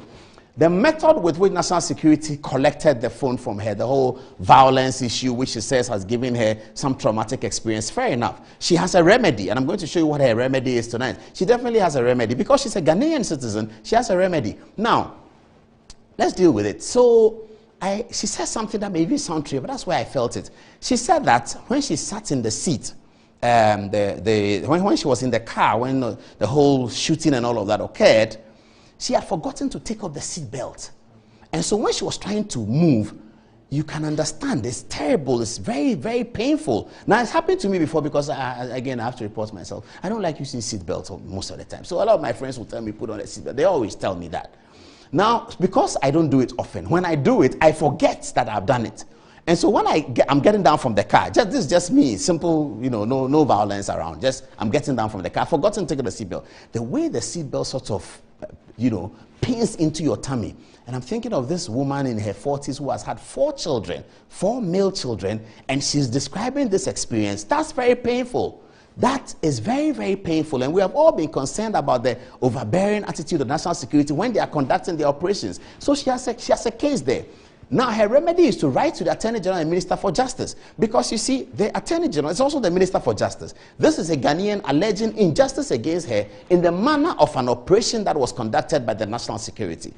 I believe the national security needed to conduct an operation to take hold of whatever she has off the president of Ghana. That was very, very important. And for those Ghanaians who think that was not important, I'm not sure how Ghanaian you are being. Because this is the president of Ghana. We shouldn't allow people to have a photograph and he goes, no, that's the president of Ghana. That's a fountain of honor and dignity. You can deal with the president however you want in the ballot box if you can, or 3 years after he has left office, the constitution allows you to prosecute him or to bring any charges against him. But while he is in office as the president of Ghana, any matter that will compromise any situation socially, the national security are interested in that. They ought to be interested and they ought to implement it. But the way they implement it is clearly wrong. I mean, nobody will endorse that. And the national security itself know that they are putting together a new policy. Don't we know that? They are putting together a new policy. So on that note, I think that the lady deserves some recompense. She has to write to the Attorney General and describe it. And you heard audios that she herself has published, secretly recording the CID director, exchanging words with Hobson Adoye and all of that. So we know all of that. But let's come now to the final critical bit.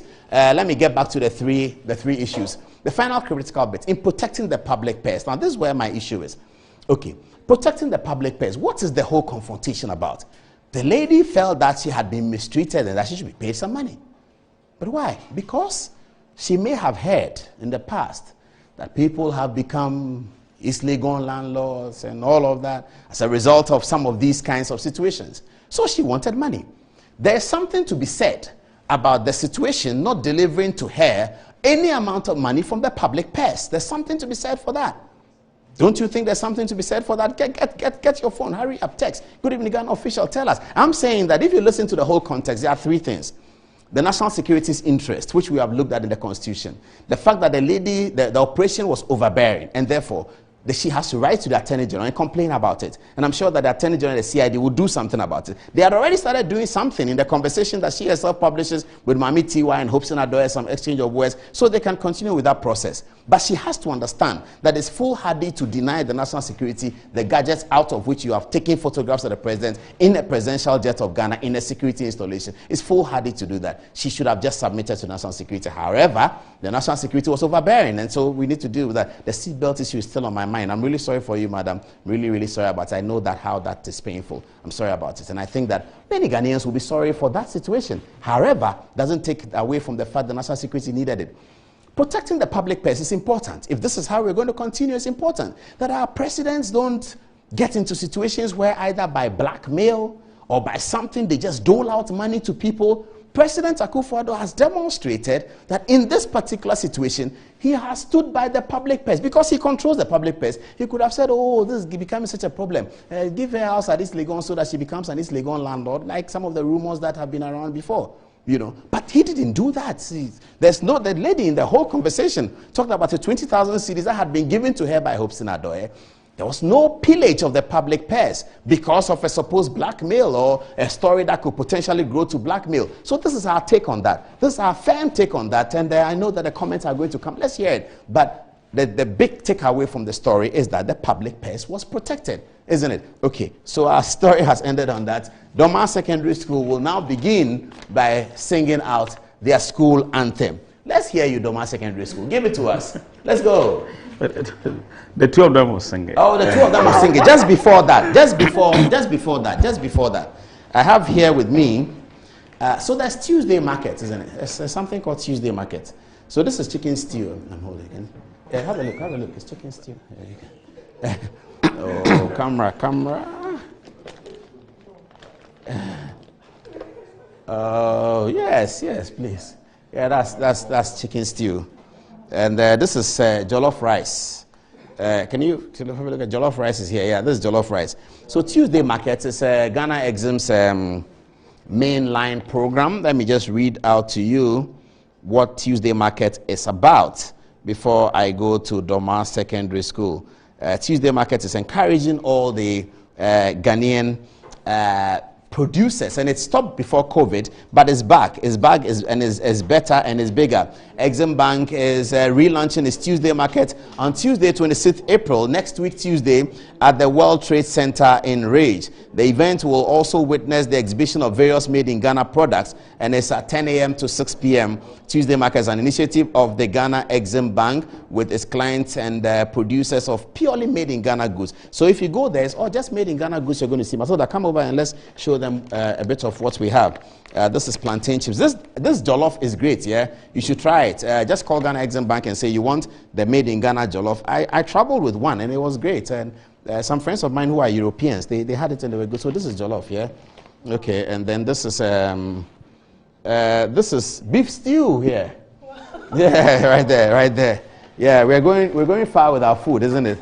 And then you have, this is starters, tomato and tomato sauce, starters. Yeah, you can try it. As for the plantain chips, you know that one? Yeah, we know tomato sauce and all, but I think the rest are new. The beef stew and the chicken stew and the jollof rice. Rice. Yeah. What's this? Hibiscus? Hibiscus moringa. Oh, moringa. That sounds like. Okay, and I think spices. Yeah, spices for cooking. Okay, so all of these are made in Ghana. That will be showcased at the Ghana Exim Tuesday Market. Next week Tuesday, we'll get them in the studio here to talk to us about it in some detail. And then, do you want to take some home? Yes, I would love to. Oh, but we all, I like the jollof, so leave the jollof for me. Okay, I will go back to Doma Secondary School, where we hear the anthem and the 75 years of educating grace people from the Doma Secondary School. Let the anthem start. I said two of you do it. Can you go? Great Domas is calling you. Wake up and serve. Mother Domas is calling you. Arise and serve her with gladness. Yes, indeed, we shall fight for our school. We have already united to fight for a common goal. Success is the goal. We shall fight for our alma mater. Unfortunately, our voices were not. Yeah. So which year did you finish? Let's begin with you. I was part of the first batch of SSS. First batch of SHS? Yes. Okay, so that's 95. Yeah, 93. 93, okay. 94, yeah. Okay, and Madam, when did you finish? 2002. 2002, okay, and I'm 2005. 2005, okay, so you are younger. Give us a brief history of the school. Who's going to do that? Well, before I go there, yes. Can I say one thing? Please. I wish you could make the seat belt as important yes, as your wallet. Yes, or as your phone. I'm working on it. It's very, very important. I'll be very grateful. I will do that. I'll do that. We need you. Yes. Okay. The history of the school. Yes. Doma Secondary School has a very interesting history. Established in 1947.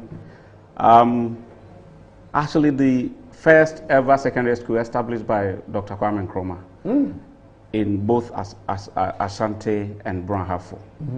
So it's a very old school, 75 years, very important. And the most interesting thing about it is the fact that when it began, it had only one student. A single student? A single student. Oh, that's how Doma Secondary began? Yes. One student. And with one teacher? Did they start under a tree? No. In somebody's house? Somebody offered a wooden house. If you go to Doma Hinkro, I don't know whether you've been to Doma Hinkro before, because the building is still there. It was a wooden house, a story building. So when you go to Doma, we call it Nuyadain or something like that. So that's where it started from. Then later it moved to Rest House. That's the present day Doma Hospital around that area. And then where it is, the present location of Doma Secondary School, I think it was 1960 when we got that place and it was established. So, but initially, the school was called Doma State College. And then from there, later when Dr. Kwame Nkrumah supported the school, it became Ghana Secondary School. Okay. So if it hadn't changed to become Doma Secondary School, we have had Ghana Secondary School in Doma. So like we have in Tamale? Yes. Okay, and Ikoforidi as well? Yeah. Yeah. So then later, when it got to the present day, through the requests from the then chiefs and people of the area, the school was named Doma Secondary School, as we have it today. So it has gone through 3 different names, and we are here today celebrating 75 years of secondary education. What is the purpose of the homecoming? I think, as Prof just mentioned, a school of this nature, very old, have made a lot of impact, but unfortunately, all old students, we are not together. Every year group are on their own. So having achieved this milestone, we thought it wise that this is a time for all old students to come together so that we can have a national student union, old student union, and then we can use that medium, contribute our quota to the development of the school.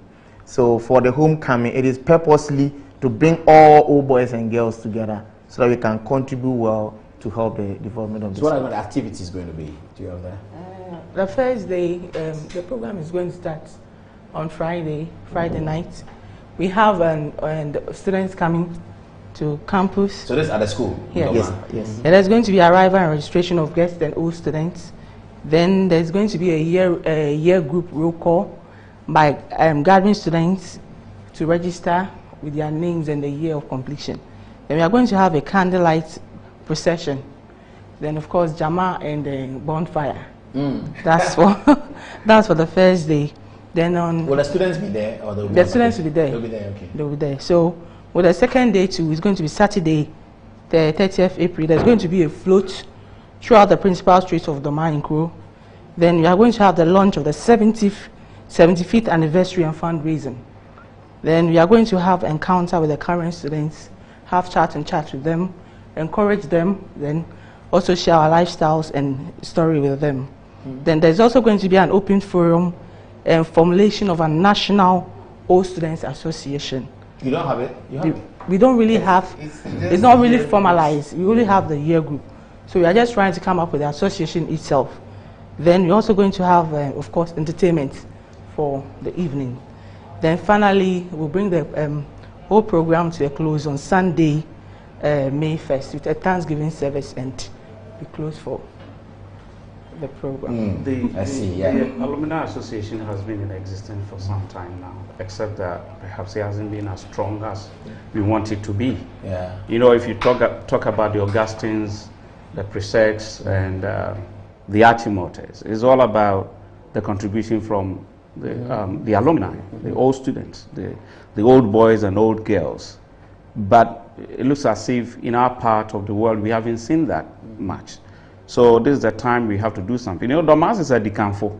We are decanfo. We are pace setters. You have to pick up. Unfortunately, we haven't been able to do that. We haven't been able to live up to that expectation. So sometimes I feel bad when Domas is categorized as a category B school. By the GS. By the GS. When we do the National Maths and Science quiz, we don't see Domas there. Sometimes I feel bad about it. So what can we do so that Domas will move on and take its place as a pace setter? And I think that is what should inform us. And it all comes down to a lot of things. The recent homecoming that St. Augustine's did, if you saw the number of people who came and the massive support that they had, you know, I'm in Cape Coast, so we see everything. All the schools are in Cape Coast. When they organize at this other college, when they organize alumni homecoming and all that, the support and the participation is so great. But we don't see that. So we must start doing something. The government cannot do it. Alumni associations are so strong when it comes to building institutions. So did you have a project for this 75th anniversary? A number of them. Okay. A number of them. Some of the core ones? the library. We want to library. have a very strong and modernized library. We are going to support in building classrooms. Recently, when I went to the school, and I went around, I felt sad because some of these old buildings, Kwame Nkrumah built, some of them are collapsing. You can clearly see that we're not getting the necessary support to build infrastructure. So we have a target to help build infrastructure. We have an 18 classroom block that we want to help the school to build. Something that if we are able to get the support will be financed by the Alumni Association. So we are still soliciting support for that. And then there are other projects scattered around campus. In other words, what we want to do is to help to raise the image of the school through infrastructural building. Through that, then we can raise the standard of education over there. Something that some of us feel so sad about. Because I believe that if from there, today I'm a professor, everybody else there who goes there can become. And that should be the target. So when we have a situation where students in the school don't feel that they can get that far, it's bad. So we have to go back and let them see us. Let us tell them our stories so they can listen to. For the homecoming, that is 29th of April to 1st of May 2022. So the homecoming is coming on just next week. And then on September, we gather ourselves for the actual anniversary. Wow. So who are the guests coming? Who are not a lot of them. A lot of old boys and girls. girls. A lot of old boys that if you mention it, you'll be surprised that they really attended Domahini. Prof is coming. Yes. And we have the Domahini himself is an old boy. Oh, Domahini is the High Court judge? Yes. Yeah, he's an old boy. Yes. And we have a P Court judge to Justice Ban, I don't know if you know him. We have Justice Solomon. We have Justice William Bwampong. And then we have our own Nana Window. They are all old girls. Oh, Nana Window is an old girl. And then the former DJ president, Adjoa Yebo Afari. Yes. And then the current Minister for Health, Kokwet Mamenu. Hey, Kokwet Mamenu yes. from Doma. The current Minister for Doma, isn't he? Yes. The current Minister for Water and Sanitation, Honorable Cecilia Brandapa. They are all old. Also from Doma? Yes. Okay. They also attended Doma Senior High School. I see. The former IGP. Yes. Apetu? No, Opombon. Opombon, former IGP. And they are all in attendance. Oh, that's a big story. That's a very impressive lineup. Oh, yes. Very impressive lineup. Oh, congratulations to the school. Thank you. Yeah, I'm sure by dint of hard work, you've produced all of these people. So Prof is right. If the students see all of these people lined up, they can feel that they can achieve anything that any of their contemporaries anywhere is achieving, whether it's Achimota or it's Prosecco. That's a very impressive story. I see. So this is a T-shirt for the homecoming, eh? Yes. Yes, we have white and blue for the. Is it blue for the? We have white, blue, and green too. Oh, Doma is a mixed school, yeah. Yes, it is. Okay. It's being mixed from the old system to the new system. Yes. I see. I said fully boarded. Yeah, fully boarded. Yeah. Okay. Excellent. So, what's your last word on this, Prof? Let me give you the last word. Well, my last word would be that I'll encourage our colleagues to be part of this homecoming exercise. But with this kind of cast that you have mentioned, you can raise a lot of money for the projects. Well, it's all about the willingness to do it. Having the name doesn't necessarily mean that maybe you're going to get it. Yeah. But it's about people understanding what we have to do and what we can do and where we want to go, so they will contribute. Some people may not understand it that way. Of course, if everybody who ever attended Doma Secondary School was to contribute something, that would be massive, and we will all be very happy.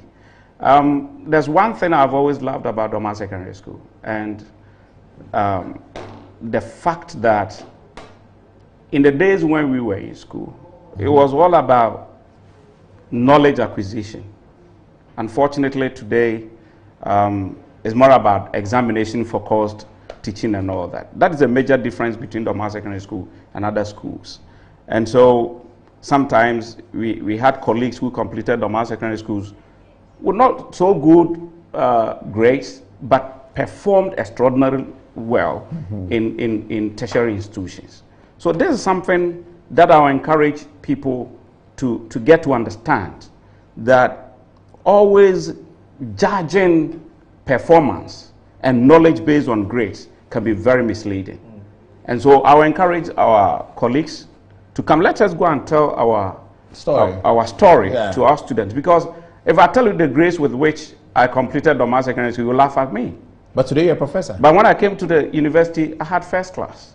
Perfect. Good. But if you compare, you will say, okay, you ask a question, what happened to you in secondary school? But for a lot happened to me, that's another story another day. So the encouragement is there. But what did you study? What are you professor of? English. Oh, fantastic. So that's what you studied at the first degree? Yes. I see.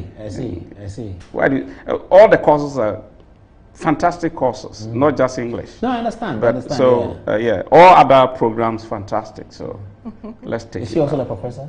No, I'm not a professor. Okay. I'm a marketer by profession. Oh, you're a marketer. Yes. Okay, and I'm a banker. You're a banker. Yes. Here in Accra, in Kumasi, or in Sunyani. I work with the Central Bank in Sunyani. Oh, the Bank of Ghana in Sunyani. Yes. Oh, okay. So you are close to Doma. So yes. You'll be coordinating our arrival and all that. When we are coming. I'm coming as well. Very well. That would be very interesting. We really love to. I'd like to thank you very much. Please, Paul, I would like to add, in fact, year groups all over, I've been doing well. Some present chairs and all to the school. And so we appreciate all that year groups have been doing.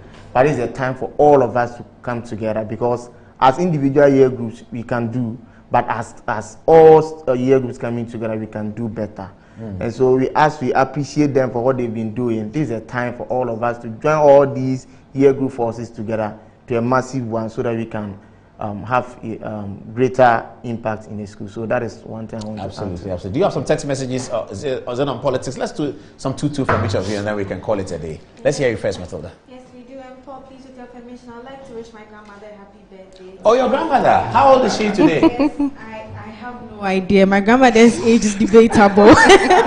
Oh, it keeps changing. Yeah, today's her birthday and she watches the show, so I love you very What's her much. name? Happy birthday. She's called Florence Kujo. She's a retired nurse. Oh, Yes. Matilda's grandmother.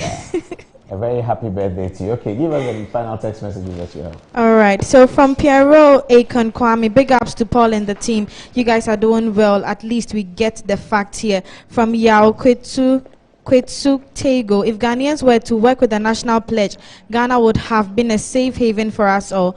God bless our homeland Ghana and make her great and strong. From Frank Achi, watching live from Sweet Apple Laundry and Cleaning Service at Abuakwa Inso Maye behind Kasapreko. From Ike Newton at Ativo, Paul, did you ask the same protecting questions Woon to me asked when you asked him to me when he was on your show talking about Papano? The keyword here is staged robbery by national security. As for morality, I don't care. Your appointer is guilty. Ask them to respond to her questions before the second interview. From Rev Marcos Opoku Mensa, this girl is a scammer. She must be arrested. We can't disgrace our fathers like that. No matter what the situation is, they still remain our fathers. The national security must act fast. He says, I wonder why Haruna Idrisu up to date hasn't declared his presidential ambitions. He is a fine gentleman. And as Clinton says, Sam George and Ablakwa, strong future candidates for the NDC. Danny Slim says, NPP should not waste time discussing this EIU report. NPP can still do better than what we've been seeing already. Also from Senior Lofty, good evening, Paul. Ghanaians will vote for Ghanaians will vote for competent NPP candidates, whether Bawumia or Alan. But I propose these two are merged. NPP has politicians who are good managers of the economy and not politicians like John Mahama and his babes with sharp teeth. Also from Yahaya Sisu, would the live telecast include that? Would the live telecast include what the one paneling them will tell them to do and the meetings the judges will have in their bosses' offices before coming to the chamber? Our brains are beyond what he is doing. Also from Ebenezer Eyim Dankwa, I perfectly agree with the AG in broadcasting of cases of immense national interest to diffuse the propaganda after judgment. And also from Gacy Man, Paul, I don't think you should give credence to this lady by discussing her. Her interview was clearly orchestrated for political reasons. She has no credibility. The guy who interviewed her just needed attention. Oh, okay. Haji, have you given us your messages already? Yeah. Oh, okay. So the battery for the phone for. The mic is there. Can they give her? There's another microphone there. Okay. Yeah, just bring it over. Sorry, so I thought you said the phone, so the mic. Okay, so he'll give us the final text messages. Right. Now, from the Akiefia constituency, he says, "Good evening, Paul. For the generation who were born around the 80s, Asamoah Gyan is our legend. He gave us a good football to watch, and we will forever be grateful to him. Asago, God bless you and your household." Now, Alhaji Hamza Pig Farm says, "Interesting times we live in this country, but wonder shall never end. With or without President Mahama, any candidate who wins the flag bearership of the NDC is automatically going to win the 2024 elections based on the abysmal performance of this government. But some end up there should tell Mr. Benefit that President Mahama and the NDC does not need his advice to win the 2024 elections. The NDC will not change Professor Nana Jane Opoku-Agyeman today and will not change her tomorrow. She's the obvious choice for the position." Now, from Brima in Tema 19, he says, "Good evening. Please ask Paul for me. Can independent candidates decide not to join any parliamentary caucus, or it's mandatory?" And lastly, from Richard Sapong Ababio, he says, "Good evening, Mr. Adumotri. In fact, you are doing a fantastic job for Ghana. 1. I promise you that it shall be well with our Manchester United club one day. 2. Asamoah Gyan is indeed a living legend, and I like the way you accord him that status. 3. The Attorney General, Mr. Godfrey Dame, is a judicial genius for coming out with such important suggestions. I really love him for that." Okay, we'll leave it there. And pastor of Bindan Church, Good Life Church, is coming after the show. Thank you very much to our MCL for giving us a bit more time. We nearly ran out of time. Congratulations to Doma Secondary School, 75 years old. I will be there once upon when he's coming because he'll give us the protection that we need. And that's it for Good Evening Ghana for this week. Oh yes, I believe that. Gratitude once again to the crew that held the program on Tuesday, and we'll be back next Tuesday with another edition. It's a weekend. If you drink, don't drive, and we pray that on Saturday Manchester United will drive. Okay, good night. Good night, viewers. Yes, and wear your seatbelt, please. Yeah, I'm going to wear mine. Wear it, okay? Good night.